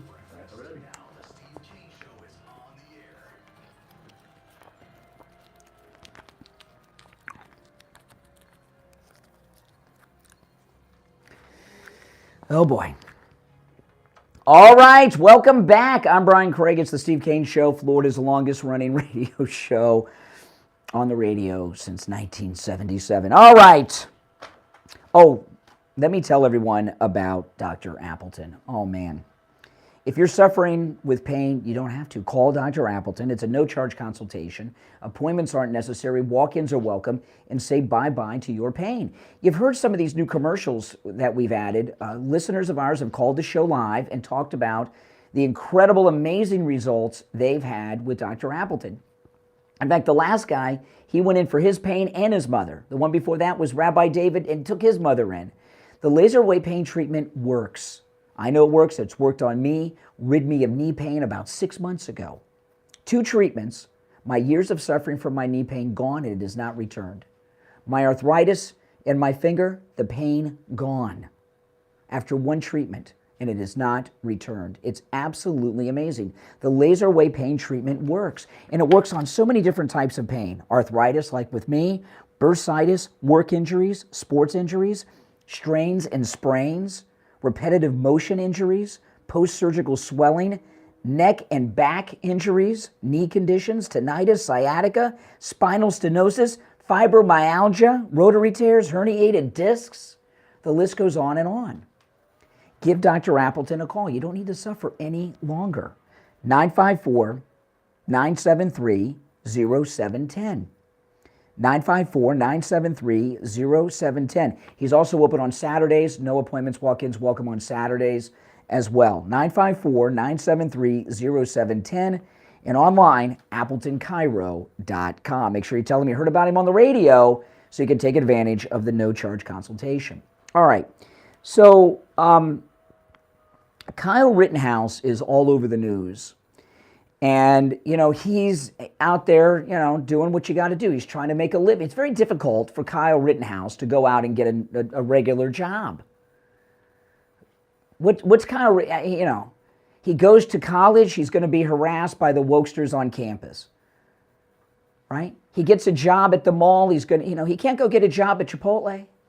Can you imagine Kyle Rittenhouse working at Arby's or something? Come on. And he's a celebrity. He defended himself. He was acquitted. And, you know, the left, the Democrats, the media, and the wokesters, they're so deluded in their thoughts involving Kyle Rittenhouse and everything going on with Kyle Rittenhouse. They think that he shot black people. everyone he shot and killed in self-defense was white, but don't let the truth get in the way of them. And everywhere he goes, there's a protest. And he was going to make an appearance somewhere, and of course it was canceled. He gave a little bit of an interview. And, well, let me play the clip, and then we'll talk about it. This is Kyle Rittenhouse. So I was supposed to be giving a speech at Southern Pub Brewery with Defiance Press, and they booted us because the woke mob found out I posted about it. I tried to promote it to get people to come and hear about censorship and the Second Amendment. And they didn't like that. They bent to the woke mob and they said, we're canceling this event. Thank goodness we were able to reschedule. It's now going to be at Lone Star Convention Center in Conroe, Texas, where you can come and watch me speak. But just recently, as of this morning, the Oak Room at the Ventian canceled us and bent to the woke mob saying, we aren't going to host you guys anymore. Okay. So you got this young guy. He's trying to make a living. He gives speeches, does appearances. And every time he announces one, the wokesters protest him and harass the venue into canceling it. You know, Kyle Rittenhouse, this is really the only way he can make a living today. What's he going to do? What is he going to do? You know, I'm a gun owner. I know a lot of you guys are gun owners. I've owned guns my entire life. I've never had to use my gun in self-defense, thankfully so. And anyone who's a gun owner, who's a law-abiding, decent person and a gun owner who legally owns their guns never wants to use their weapon in self-defense. Never. You know, the reason that I have guns at home is because of the hurricanes here in Florida. When there's a hurricane and we're without power, these last few hurricanes haven't been that bad in the part of Florida we're in, but years ago we've had hurricanes where we didn't have power for 2 weeks or so. And when there's no power for a couple weeks in your neighborhood, it gets a little scary, doesn't it? Gas is running low. It gets very road warrior-y. The street lights aren't working.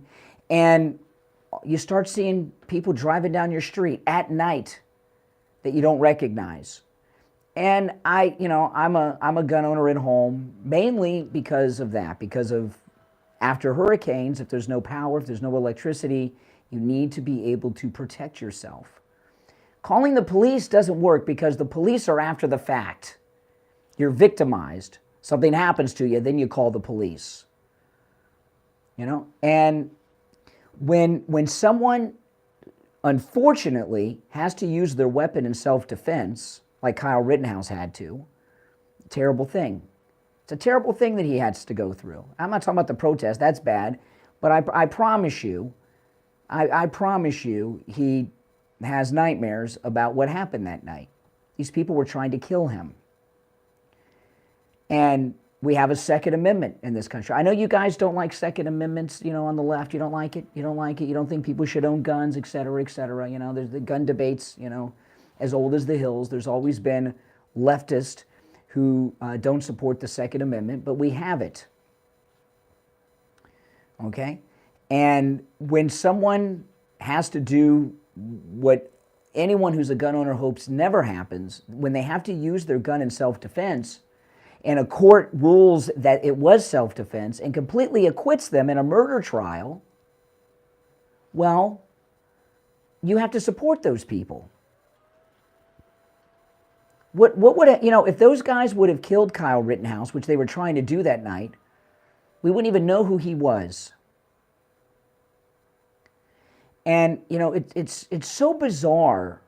The left, even during the trial and after the trial, there were people in the news, in the major mainstream cable news, even that covered the trial, who thought that he shot black people. Now, I was watching MSNBC, and Tiffany Cross, who's since left MSNBC, right after the acquittal, I saw her on TV, and she called him a little white supremacist. In her mind, even though the people he shot in self-defense were white, in her mind, they were black. I don't know why. Maybe she wanted them to be that way. I don't know. Joy Reid went on some rants, and then what happened? Darrell Brooks, that guy in Wisconsin, after hearing the outrage against Kyle Rittenhouse after his acquittal from leftists on television, drove his car through that Christmas parade and killed how many people? But their problem is with a kid who was defending his life. You know, it's a sad way to make a living. I thought this is how George Zimmerman was going to make a living after he was acquitted, but it was a whole different story. George Zimmerman and Kyle Rittenhouse are completely different situations. There's no similarity with those two instances. You know, Kyle Rittenhouse was trying to get away from these people. They were chasing him down the street. George Zimmerman is an instigator. And if you go through George Zimmerman's life before the incident and after, George Zimmerman goes around instigating all kinds of trouble with people. Before and after, that's what he does. He knows how to trigger people and then play the innocent card, and that's a lot of what he did that night. But Kyle Rittenhouse, luckily for Kyle Rittenhouse, everything was recorded. With George Zimmerman, we'll never know, because there was one witness, Trayvon Martin, he's dead, and there was no video. With Kyle Rittenhouse, there was clear video through the entire evening of what happened. And luckily, there was video. But this poor kid, I mean, you know, and that's not to say if Kyle Rittenhouse were speaking down the street, I would not go out of my way to go and listen to Kyle Rittenhouse speak. But I support our Second Amendment right. And when you see a kid like Kyle Rittenhouse, who is forever going to be identified with that for the rest of his life, there's no other way he can make a living other than going around and talking about the importance of the Second Amendment. And the reaction from the woke mob shows you how important that amendment is. Now, if he had gone around and instigated like George Zimmerman, went out and started it and all this stuff, we'd be in a different situation. But we're not. And I really feel bad for Kyle Rittenhouse. I really do feel bad for him. And it's so interesting how the left, they do nothing but justify violence when it's done by their people. They really do. That's all they do is justify the violence when it's done by leftists. He was being attacked by Antifa lunatics that were looting a community and destroying businesses. And I haven't heard them have any sympathy for the businesses. You know, there's those businesses that are looted, they don't all have insurance to cover that. A lot of them don't make it, especially with all the lockdowns and shutdowns, and then you go through that. How does a business continue? And why were those businesses being targeted in the first place? Does anyone even remember? All right. I do want to tell you guys, though, that we are going to be on our cruise, not next week, the week after. We are 9 days away from our cruise, and I'm going to start packing this weekend. And, my daughter's going on the cruise. We are packing our My Pillows. That's absolutely, I know that sounds crazy to a lot of people. But, we are bringing, I got a big old suitcase. I got a suitcase that's so big, it's almost embarrassingly large. But I need a big suitcase because there's a lot of things I need. And I am not going to spend a week without my Pillow. And I've been telling you guys, there's great deals, by the way, on the My Pillows right now with our promo code Kane, Kane, at checkout at mypillow.com. But since I've been sick and under the weather this week, and I've been sleeping on the couch and not sleeping on my 3-inch My Pillow mattress topper, my entire body is just like, ugh. And I am not sleeping at all. I mean, I've been waking up all night, all week long, because I'm not sleeping on that 3-inch My Pillow mattress topper. I'm sleeping on a lumpy, bumpy couch. Hopefully my wife will think I'm not contagious anymore and let me back in the bed tonight. And I'll sleep like a baby, I'm here to tell you. You know, the 3-inch My Pillow mattress topper will change your life. If you have a lumpy, bumpy mattress, don't buy a new mattress. Mattresses cost as much as cars in some instances today. Go to mypillow.com, use our promo code Kane at checkout, Kane, and get yourself a 3-inch My Pillow mattress topper. It'll turn your old lumpy, bumpy mattress not only into a new mattress, but the most comfortable mattress you've ever slept on. And it's 40% off right now, the 3-inch MyPillow mattress topper, with our promo code Kane at checkout. 40% off.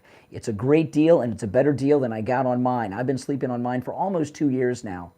By the way, it comes with a 10-year warranty, and the cover is removable. You can remove and wash and dry the cover. And like everything Mike Lindell makes, it's high quality. After you dry it, it fits right back on. You'll love it. It will change your life. It makes a great gift for Valentine's Day and comes in a perfect box for wrapping. So go to MyPillow.com, use our promo code Kane at checkout, K-A-N-E, and get your 3-inch MyPillow mattress topper. You can also order by phone, 1-800-716-4879. 1-800-716-4879, promo code Kane, K-A-N-E. All right, 2 hours down, 1 more hour to go. I'm Brian Craig. It's the Steve Kane Show. Back after this. WWNN Pompano Beach, WIRK HD3 Indiantown. Programming paid for by the Canales Media Group. Broadcasting from the Rome Studio. Injured recently? Call the Rome's Law Group, where winning is a habit. 561-570-5700. 561-570-5700. Rome's winning for you and our community. Your home for the Steve Kane Show.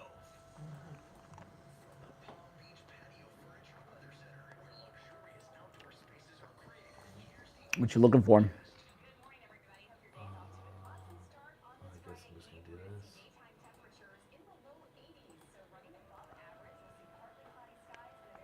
Where's the...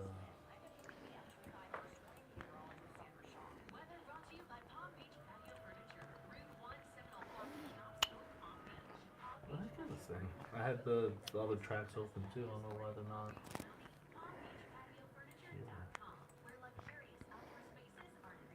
And now, a True Oldies traffic check.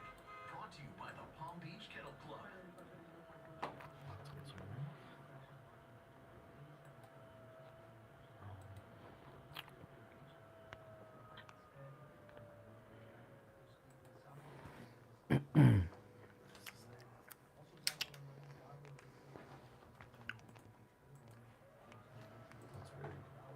What's the problem? Like, usually it has the other recordings on the side as Mm. well. I don't see them. It's just one thing. So me stopping the recording, hopefully I can pull it back up. I wouldn't put this one up. With this? Oh, well, yeah, that's true too. I mean, yeah. Just get a recording just in Mm-mm. case the other way, but yeah, if you don't want to put it up, I'll... No, don't put this one up. I'll tell you why later. Yeah. But this sucks. Yeah, it sounded like it was going to be a good morning until... And it would be.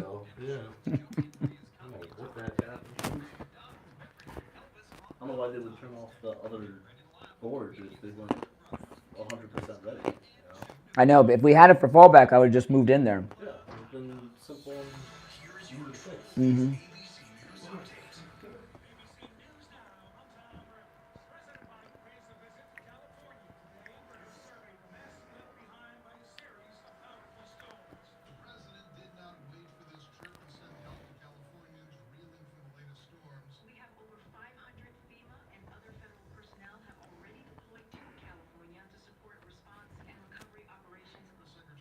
Jean-Pierre saying the president will meet with California state and local officials to see what else the federal government can do to help recover this month's torrential rain, wind, and mudslides. Indicated ABC News, Washington. Microsoft wielding the axe, slashing 10,000 jobs, almost 5% of its workforce. Announcement made in a regulatory filing. Company joining other tech companies that have scaled back. Jamaican sprinter Usain Bolt says someone's ripped him off to the tune of almost $13 million. And authorities are investigating.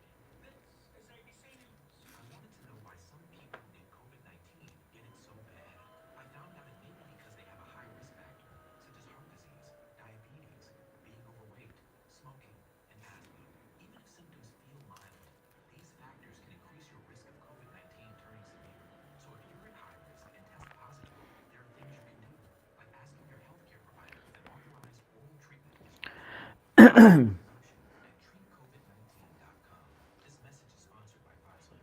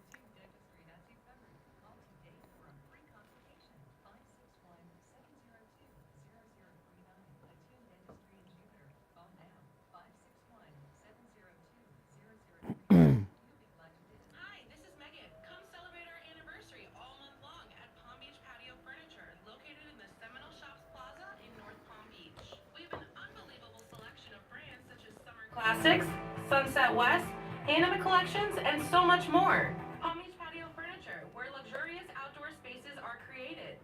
Located in the Seminole Shops Plaza in North Palm Beach, or online at palmbeachpatiofurniture.com. And follow us on Instagram at Palm Beach Patio Furniture. Hi, this is Maureen Cohen from Nutrition. The Seminole Shops Plaza. Oh boy.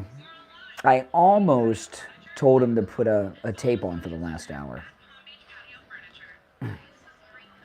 Almost. Oh boy. I almost told him to put a tape on for the last hour. Almost.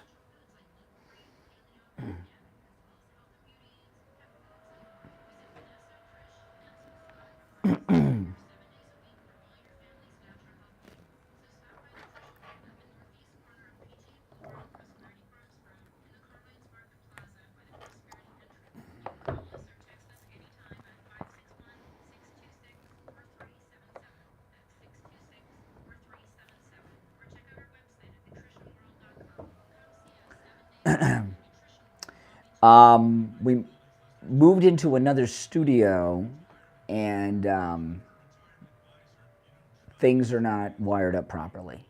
So Steve can't connect. He can't hear anything from here.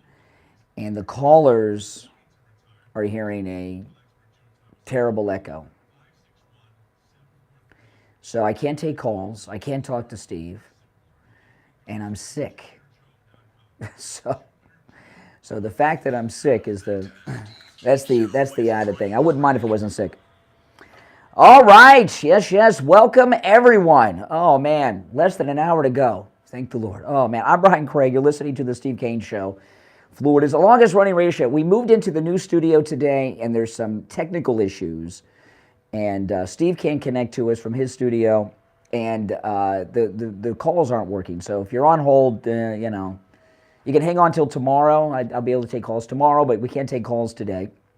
And I'm under the weather. I'm sick. You know, one time, before I get back to the issues, I'll tell you, there was a time we had, at our old place, a couple studios ago, we had a lightning strike at the studio, and it fried the entire phone system in the building.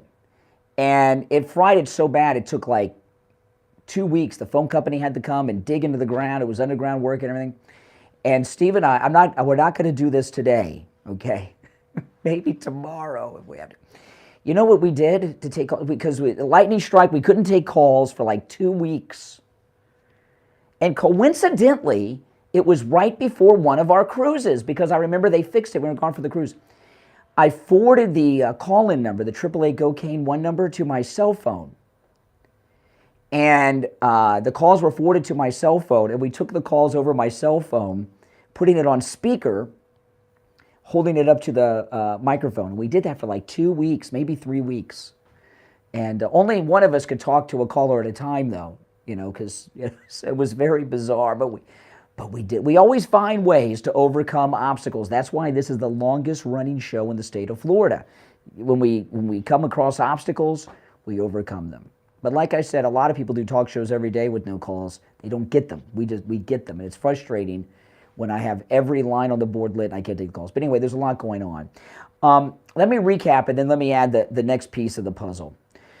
So what's going on right now in the Biden administration is just lots of desperation. So I was talking earlier in the show that there's a move being made by Obama to have Joe Biden resign. And I was talking about this transition going on with Kamala Harris. Jean-Pierre called her the president yesterday. On Sunday here in Florida, Kamala's coming to Florida to make a campaign speech on the anniversary of the Roe v. Wade and all of this stuff, the 50th anniversary of Roe v. Wade and all of that. But Biden's not just giving up. Biden and his team are fighting this. You got to understand something. Biden has lived a life of crime since he's been in D.C., and he's never faced a consequence. He doesn't care about low approval ratings. This is his last rodeo. He's as old as the hills. You know, other presidents, they all are concerned with what are they going to do when they get out of office and what their legacy is. Biden doesn't worry about any of that. And something happened that I'm going to get to in a moment that shows that not only is he not giving up, he's planning on announcing his 2024 campaign. In fact, the insiders in Biden's circle have said they're gearing up to make the announcement for his 2024 campaign. And he has a plan to make that happen. So he's not going to go away easily. And this is what the plan is. And you may have seen this story, but it's not getting a lot of attention in the press. Certainly not the attention that it should be. Right now, this is crazy. Ukrainian troops have landed on U.S. soil to start training in Oklahoma. The U.S. military has announced that Ukrainian troops have officially landed in the United States and will commence military training at Fort Sill, Oklahoma. They landed Tuesday afternoon. Training for the Ukrainian troops will consist of them learning to operate the Patriot missile system and will undergo various battle-type simulations. So, yeah. An escalation of the war in Ukraine is Biden's plan. And I've talked to you guys about this when other presidents have been through scandals. No president has lost re-election in time of war in the United States.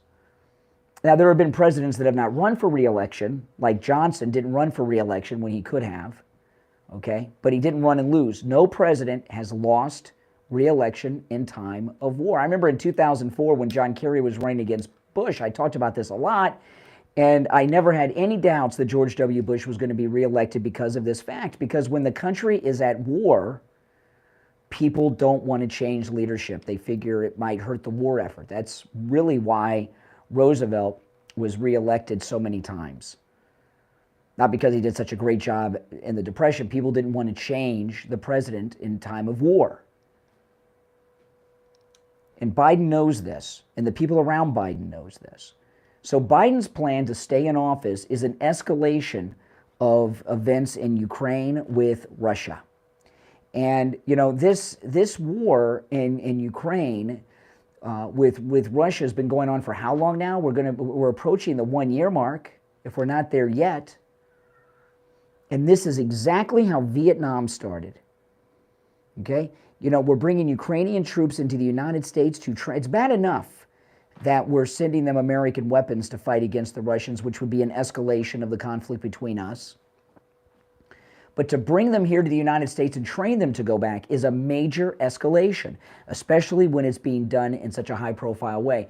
There have been situations when Latin American freedom fighters were trained in the United States. It wasn't being advertised like this. People might have known about it, but it wasn't being officially advertised like this. The Biden regime want everyone to know there's an escalation in the war going on. And they view that as their way for him to be able to run and be reelected. We're in for some very serious business coming up in the next few months. This is going to be very rough because this guy is not going to go away quietly, no matter what the Democrats tell him. You know, I know they keep talking about Nixon. You know, I even told you Nixon's problem was he lost the Republicans. The Republicans told him he had to go, and he left. He didn't have their support anymore. Nixon had something that this guy doesn't: honor, dignity, respect. Biden has none of these qualities. He doesn't care what it looks like. He doesn't care what people think. All he cares about is getting paid. So all those qualities that got Nixon to resign, which he should not have done, this guy doesn't have any of them. So he's not just going to go away easily. Now, in the end, that might be a good thing politically for us and for Trump and for the Republican Party. But it's not going to be good for people that are in the service. Can you imagine? What must it be like in a normal situation to recruit in high schools today? I remember when I was in high school, the recruiters were there. Look at they've gotten so woke with all this gender and CRT in it. How do they recruit? And some people may say, well, they were able to recruit during the war in Vietnam, and there was all that, anti-war, all that hippie movement and everything. Yeah, but the kids that were of enlistment age during Vietnam, their fathers either fought in Korea or World War II, so they still had a sense of honor and patriotism and believed in American exceptionalism and everything, and they were proud to do what their dads did, and that was enlist. We even saw a little bit of this after 9/11. Now, who do we have to recruit? We've got a president who's a criminal. He's making major moves to escalate a war and force us into a war. It's only a matter of time before there's a high-profile story of U.S. military personnel being killed by the Russians over there. It's going to happen. We've got advisors there. I don't want it to happen. It'll probably happen. And then what's going to happen? We're going to have a response. This is, the way that a lot of this is being played in the media is disgusting. It's being played as fun and games. Well, they broke into Mar-a-Lago. Now we got them. This is not fun and games. You're dealing with a very twisted man with a criminal mindset who will do whatever it is he has to do to stay in power. I'm talking about Joe Biden, of course. And an escalation of the war in Ukraine, well, that's fine by him. Because he doesn't care. Now, we'll take our first break of the hour. We'll come back. I'm Brian. It's the Steve Kane Show. Don't go anywhere.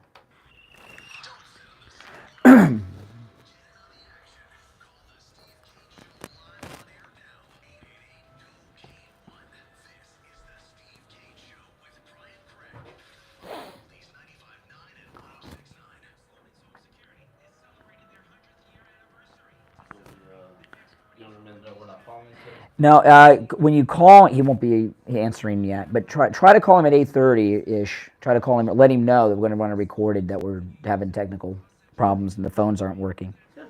He'll be fine with it. It's happened before. You want me to put the backup in, or? Yeah. Okay. Yeah. Tell him I'll do the report. Yeah. There's a story that I wanted. So yeah, put just the backup in. Uh-huh. Like you got, okay. Yeah, but yeah, run that recorded, and then when we come back, I'll give out the prices. Okay, yeah.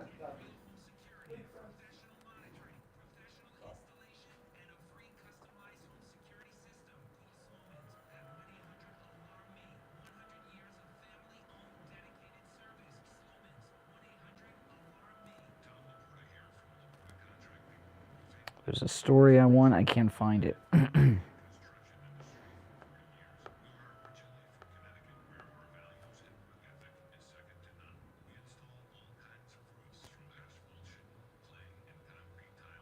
Here we go. Here we go. Found it.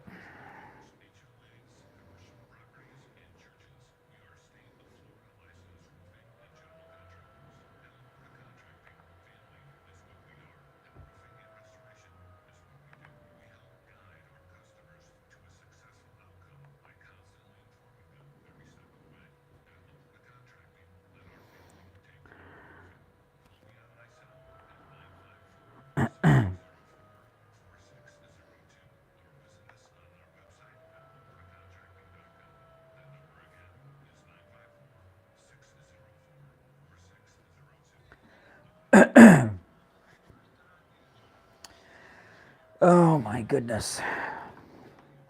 How would you feel if you were me and you're looking at the board,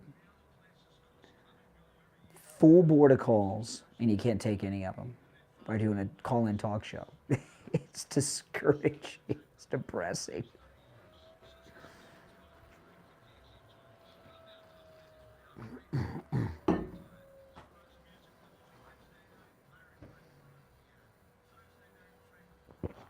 And you're sick.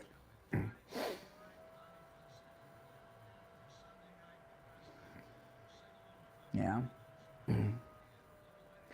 I'm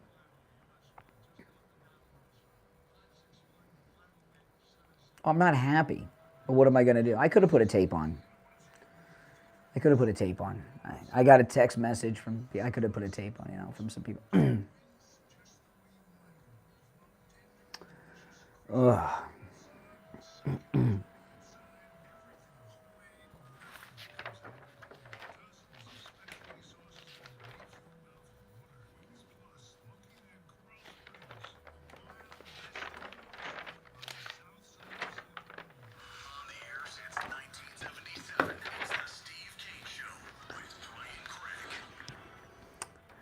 Yes, yes, it is. Welcome back, everyone. I'm Brian. It's the Steve Kane Show, Florida's longest-running radio show on the radio since 1977, celebrating 46 years on the radio. Welcome, everyone.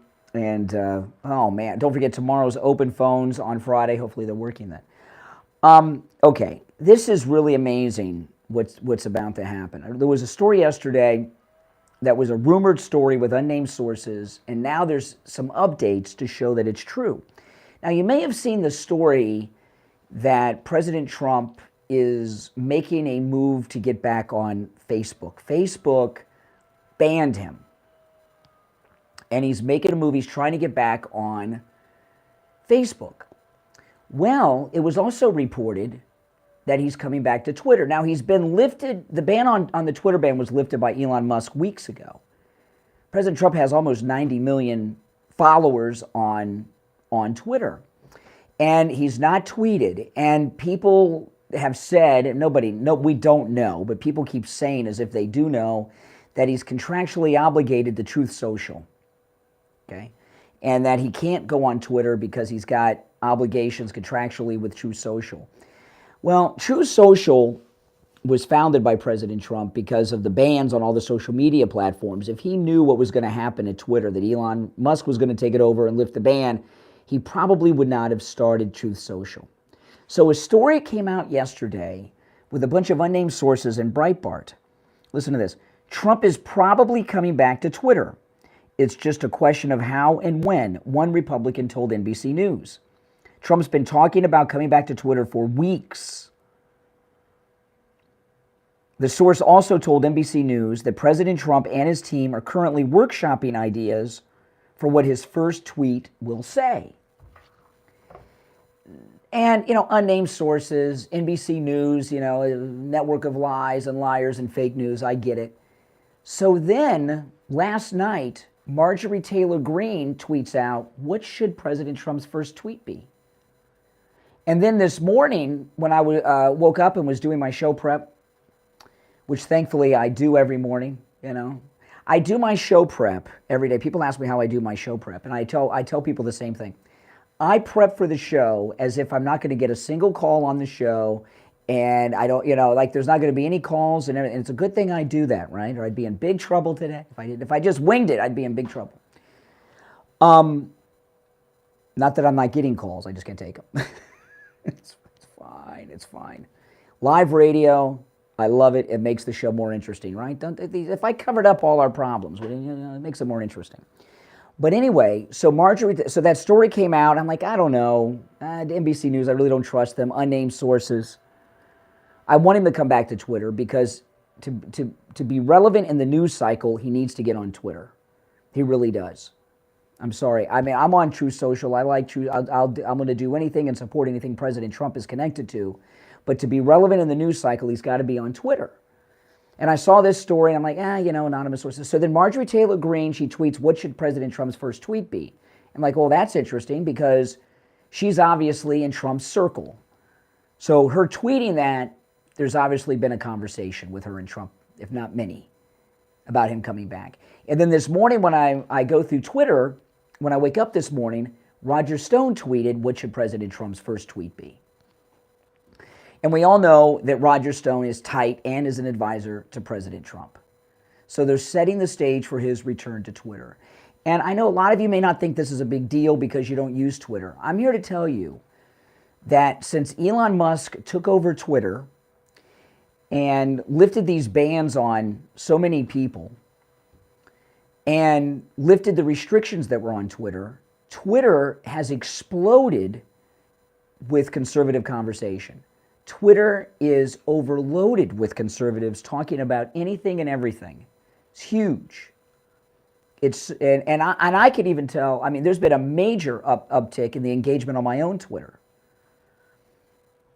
Because when Trump got banned, a lot of people got banned, but a lot of people quit Twitter. And I told people back then, don't delete your Twitter. Your Twitter following that you've been built up for years, it's like a mailing list. Just don't use it. Come back. You want to come back to it. And people didn't listen and they deleted and they lost all their followers, but they're back. People are back. Conservatives are running Twitter now, or at least commanding the dialogue and the discussion on Twitter. And all these things that are going on in the news, Trump is posting about them on Truth Social. He has almost 90 million followers on Twitter. He has 4 million or so on Truth. And things on Truth, Truth Social is not big enough to be a part of the discussion. On Truth Social, the preaching to the choir kind of thing, that's what's going on.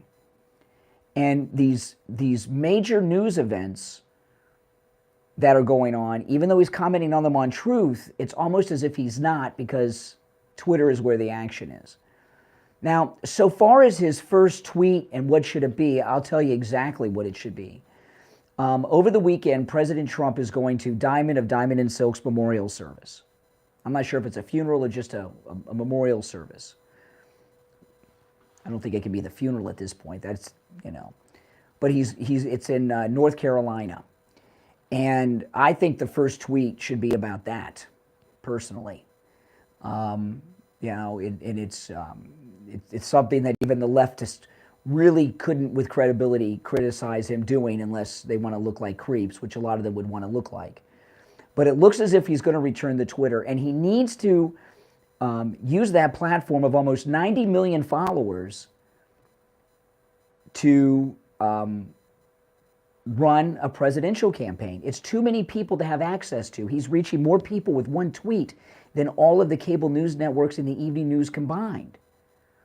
And him coming back to Twitter will get him involved in the dialogue and become more influential in everything that's going on in the news cycle. All right, we're going to take our bottom of the hour break and be right back.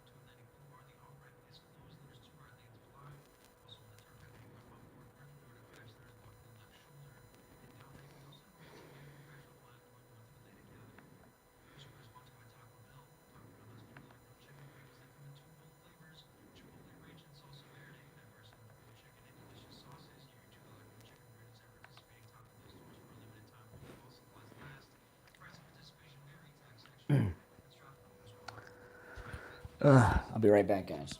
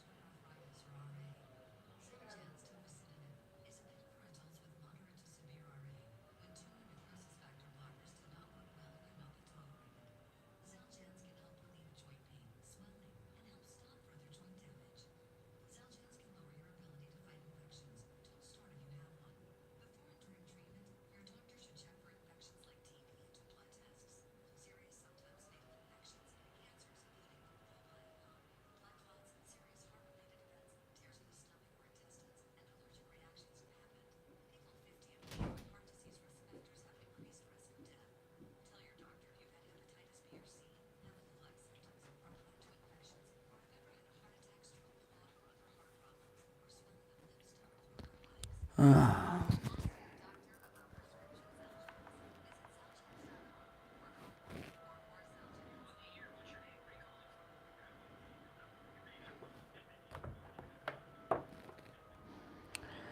one of those days, guys, one of those days.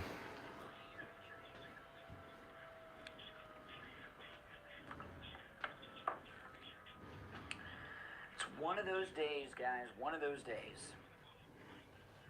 The engineer is going to come in after I get off the air and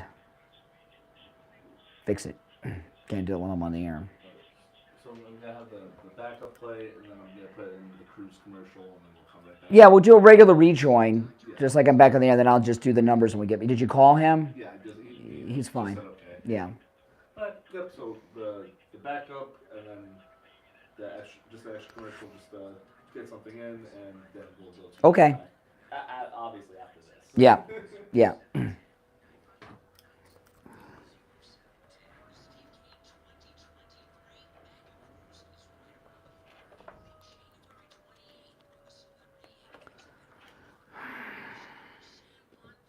Well, it's hard. What makes it hard, people are still calling, you know? So I've had a full board of calls for 2.5 hours, and I can't take any of the calls. And I can't tell you, it's like distracting. I even moved the phone a little bit. I hung it up so I'm not looking at it, you know? And it just sucks.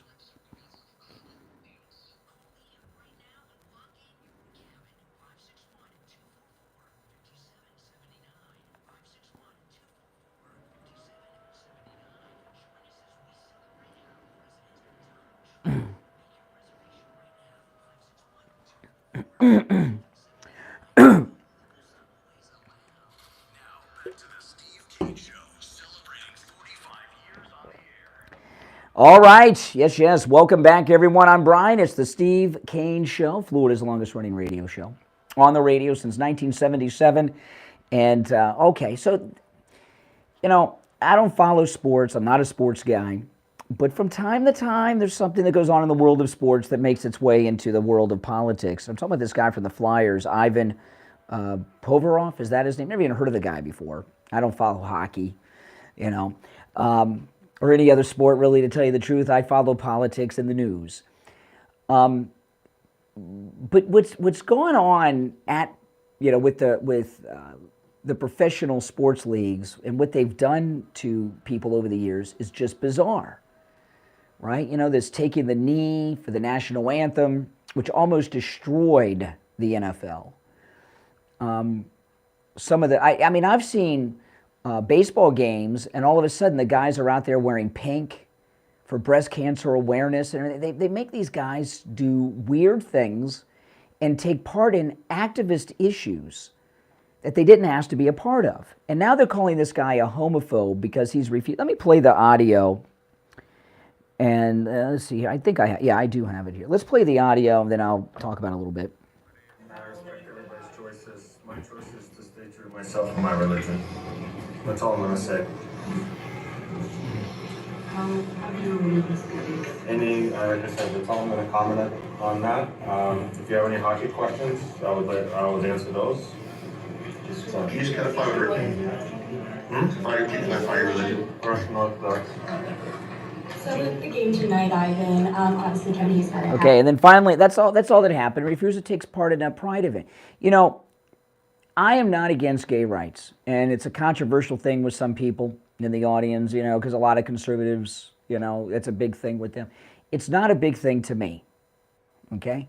With that being said, you're not going to see me wearing pride clothes going to a pride event.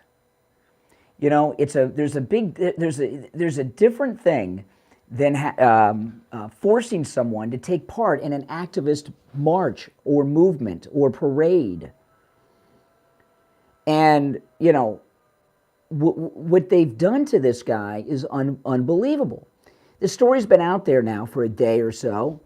I haven't heard a single example of him doing or saying anything against gay people, other than he doesn't want to take part in this pride event. But they've labeled him anti-gay and a homophobe. this is a new thing with the left, okay? This is what critical race theory is about. They call it anti-racism. And this anti-racism movement, which is a big part of critical race theory, is very difficult to understand. I got the book from Ibrahim Kendi, who's the leading CRT critical race theory guy. He wrote a book called How to Be an Anti-Racist.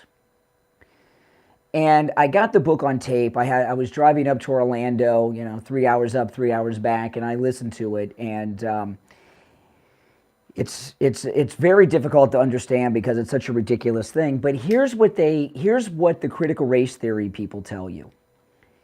Unless you agree with them on everything that they're supporting, like, for example, this reparations movement out in California right now, unless you got to do two things. Unless you support every position they have and are vocal in that support, you're a racist.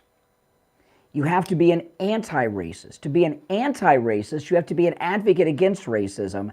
You have to vocally support all the liberal ideologies involving race, Black Lives Matter, reparations, George Floyd, everything. But you have to be vocal and go out and let people know everywhere you go your positions, or you are a racist. To join them, you have to become an anti-racist, and that means become an activist. And that has become an entire industry. The leading critical race theory people, like this guy that came up with this idea, these are millionaires many times over promoting this stuff, just like the BLMers with their real estate racket they got going on.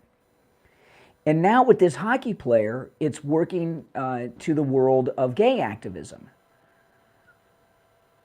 This guy's not a homophobe. He hasn't said or done anything that's anti-gay. He hasn't discriminated against anyone.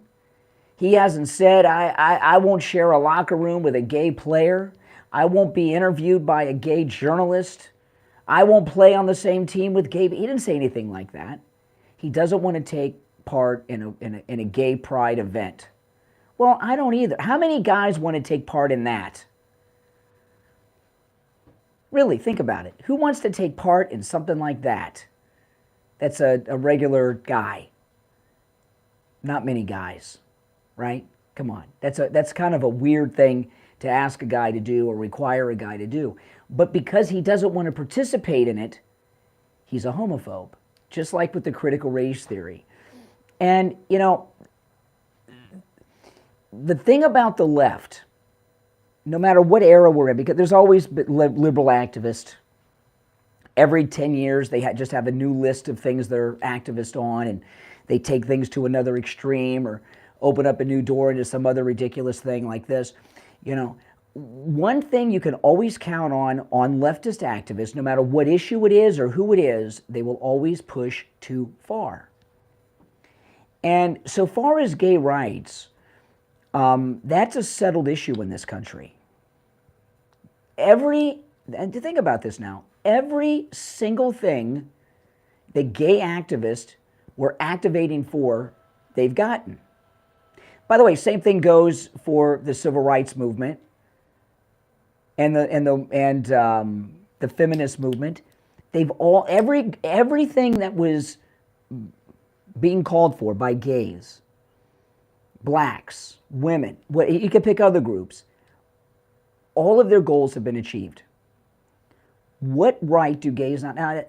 And most of you are probably old enough to remember when people could not be out of the closet. I do. Right? Steve and I have worked with many people in radio who were closeted, gay, on the air. They wouldn't tell people, but now that's the opposite. Right? These pride marches and everything, they really serve no purpose. See, what happens with all of these groups, and you see this now with a lot of black activist groups, the Democrat racism that went on in this country was god-awful and terrible. And I've seen some of that discrimination when I was a kid here in Florida when some of those things were still going on. And I've talked about some of these, and some of you, I was talking to Steve yesterday because he's older than I am. When he was young and was in middle school, he went to school in Miami, and it was a segregated school. So, there's a Democrat-controlled Florida at the time, of course. But we are beyond all of that. But the activist groups are still in business. So what do? They stir up trouble. Same thing with the gay activist groups. I am not against gay rights. Most people don't care about these things now. If somebody's out of the closet, who cares anymore? It's not even shocking. What would be shocking to someone, and this is a joke, but it's true. If a celebrity or professional athlete came out of the closet as straight, that would be shocking. Or yeah, that's what's shocking today. Someone coming out of the closet as gay is like boring now. No one cares. Nobody even thinks about it. But they become industries, and they become big industries. Civil rights is big money. Look at this documentary Candace Owens did on Black Lives Matter, where they had this whole real estate racket of having multi-million-dollar mansions and homes around America. It was unbelievable. I think people were shocked by that. Liberal supporters of Black Lives Matter were shocked by that. That's not what that organization was supposed to be about. It came about because of Trayvon Martin's death and George Zimmerman. People have been putting money in the pot at church services on Sunday for Black Lives Matter for years, not so people could live in California mansions and have security teams and all, and a Benz and all that stuff. But that's what all these things have become. Same thing for the labor unions. They've kind of died out now, but the labor became the similar thing. We've reached a point in this society where all of these victim groups have achieved every single one of their goals, and all they do is look for something to grab onto, like this hockey player. So now all of a sudden, homophobia exists, and because this guy doesn't want to take part in a pride event. Are you kidding me? I think he handled himself very well with the press. I'm just not going to do it. It's against my religion. If you have a question on hockey, I'll take it. And that was a smart move because he didn't give them anywhere to go. I don't know anything about this guy, but there's a lot of pressure on him to cave. I don't know how big of a guy he is in the sporting world, what kind of endorsements he has, and things like this. They'll start to go after that.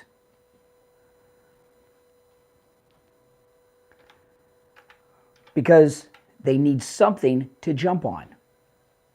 And that's what their choice is going to be right now because, well, there's no real homophobia in this country anymore. So they get a little thing like that, they're going to be all over it. Okay, we're going to take the last break of the day and be right back after this. The cold, hard truth. Delivered morning 6 to 9 right here. I mean, like, here I am. I'm looking, there's only one opening on the board, and I can't take a call. Sucks, because of all these great issues I've got today,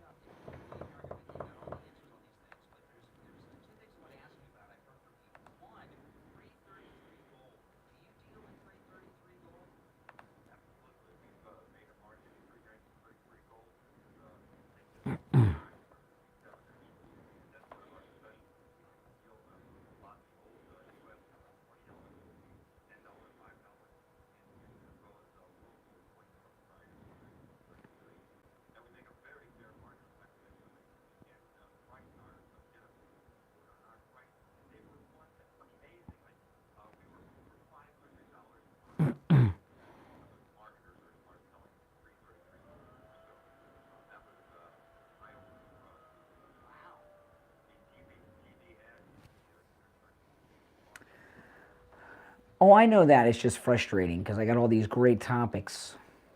But thank you for your support, guys. I appreciate it. The worst is if, like there was a friend of mine who was on the air, and I was talking, and the station went off the air, right? And I was telling him, I was like, yeah, I get people call and they let me know. He's like, really? Listeners call you and let you know that the transmitter went down? I said, yeah. And he's like, that's crazy. I said, well, he's like, he was like, and I was like, no, I said, what the worst thing could happen is the transmitter goes down and no one calls and lets me know because no one notices. That's the problem. That's what would be crazy. You know.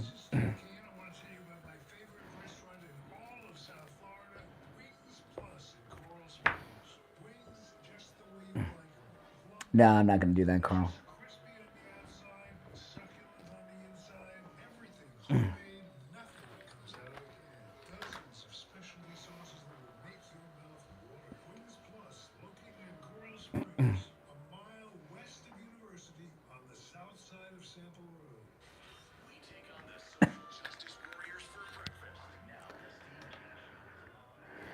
All right, welcome back, everyone. I'm Brian. It's the Steve Kane Show, final segment of today.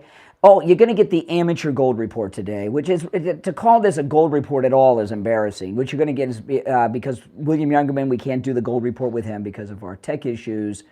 I'm just going to go online and give you, because we give you what the prices of the metals are as they open this morning. Gold right now is opened up $6.10 up at $19.11.30.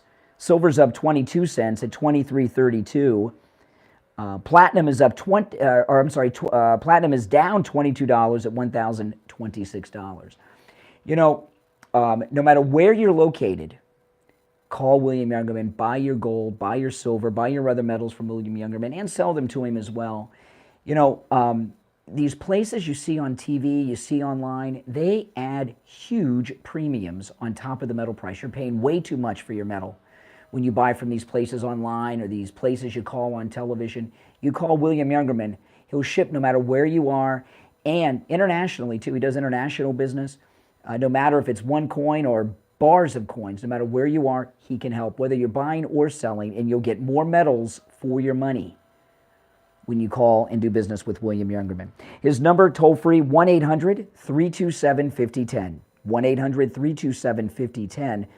Find him online at williamyoungerman.com. And if you're here in town, of course, you can stop right by in Boca at 150 East Palmetto Park Road on the first floor of the Bank of America building, okay?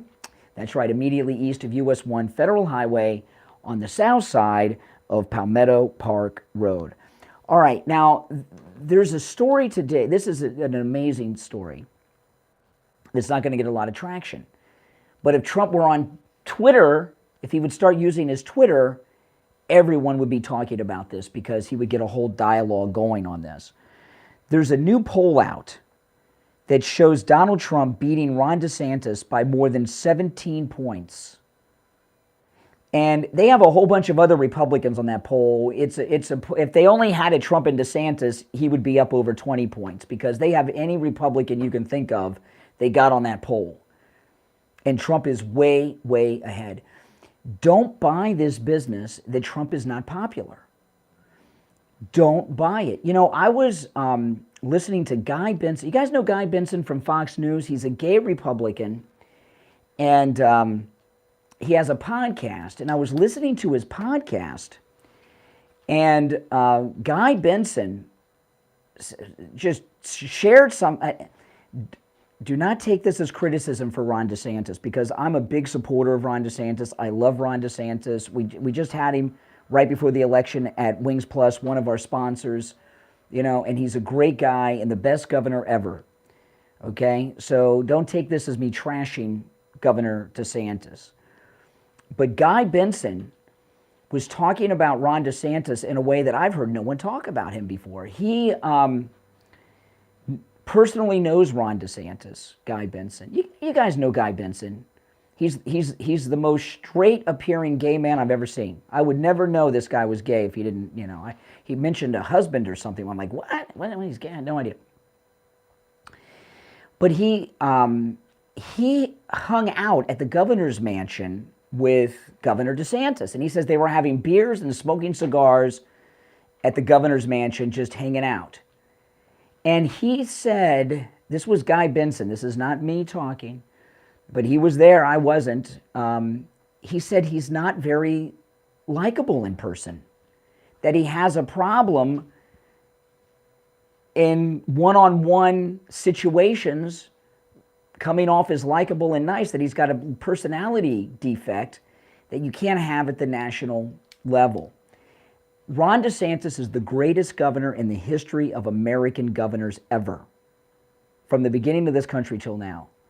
What he has done during COVID, look at what he did after these hurricanes. That bridge to Sanibel, knocked out by the hurricane. He had the Corps of Engineers there, and they got a new bridge running in like a week, 2 weeks, and I saw the public semis going over it. He's competent. He's great. He's the most effective governor. The governor, you know, Rick Scott was a great governor.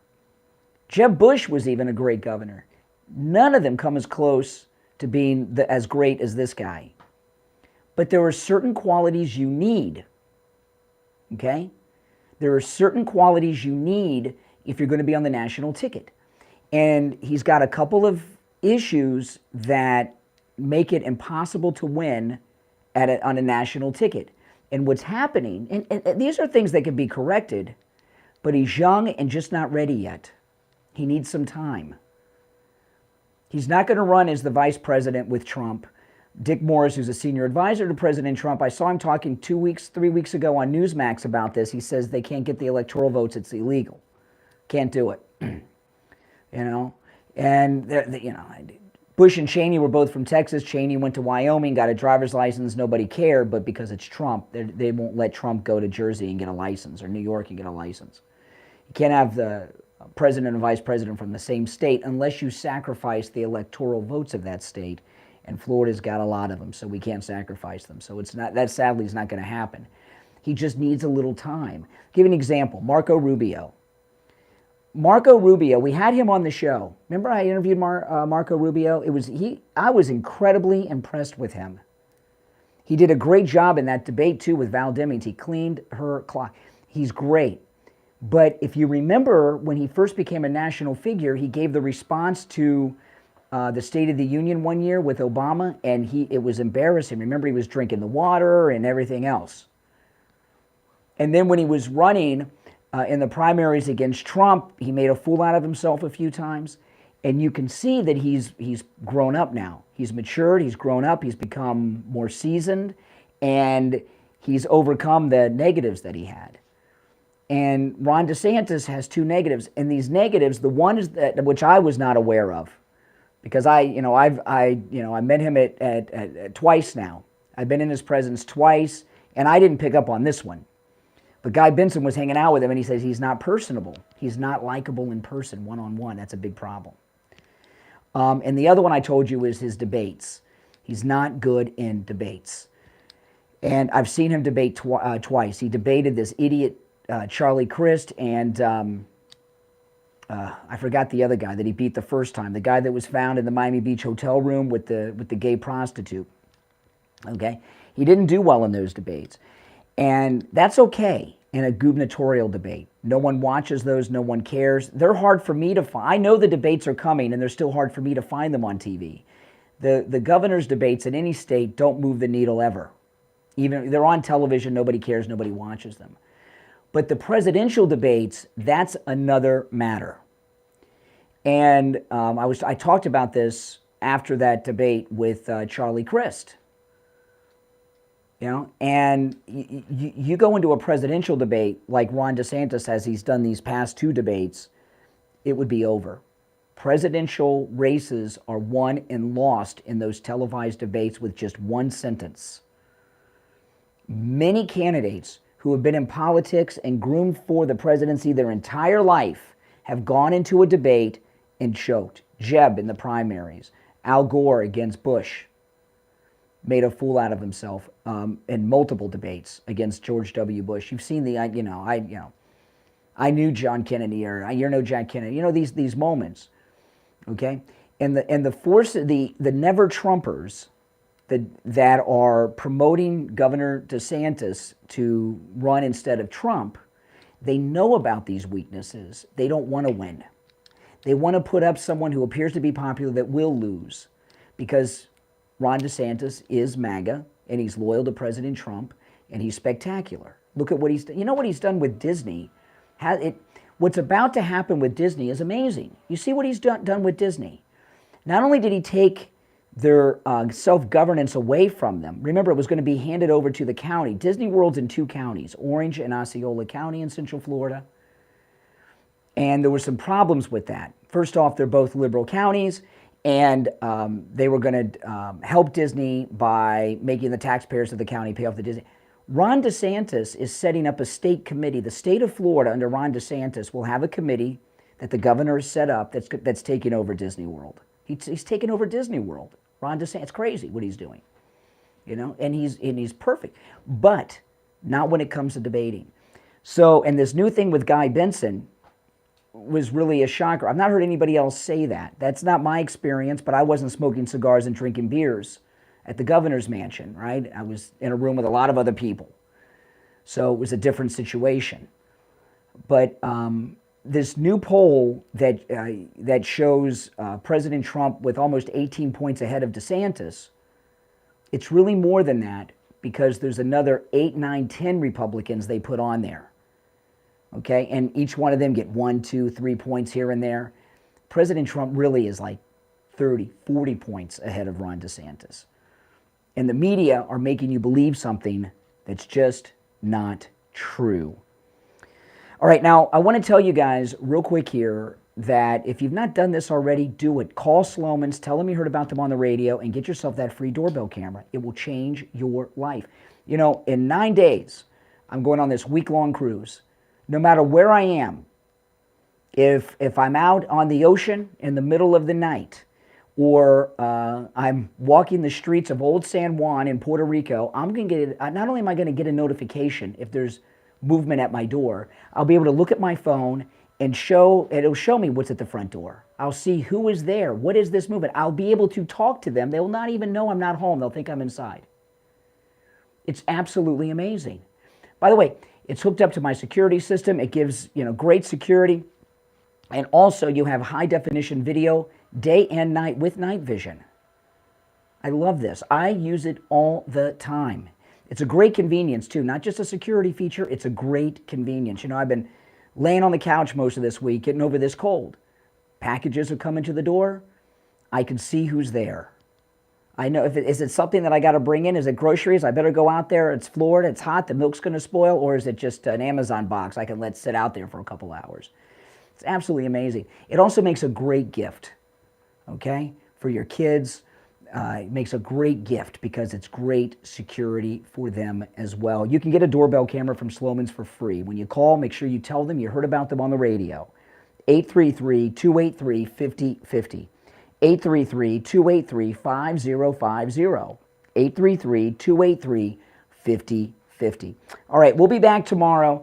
Now, the issues we had today, they are going to have the engineers here today working everything out. Those of you that are on hold, thanks for calling. You can hold till tomorrow because tomorrow is Friday, which is open phones. We call it Open MAGA Mic Friday here on the Steve Kane Show. The phones get pretty busy on Friday, as they have been busy today. I just haven't been able to take the calls. But if you want to stay on hold till tomorrow, well, you know, it may seem kind of crazy until you can't get through tomorrow because Open Phone Friday, Open MAGA Mic Friday is always a very busy day. Steve will be back with us tomorrow as well. And we'll be here live all next week. Okay, we leave from for the cruise a week from Saturday, so we'll be live tomorrow and all next week as well. I'm Brian Craig. You're listening to The Steve Kane Show, Florida's longest-running radio show on the radio since 1977, celebrating 46 years on the radio. God bless America, and God bless Donald Trump. All right, guys, I got to take off and get out of the way. Thanks for watching. Make sure you subscribe and like the video, everyone. Take care.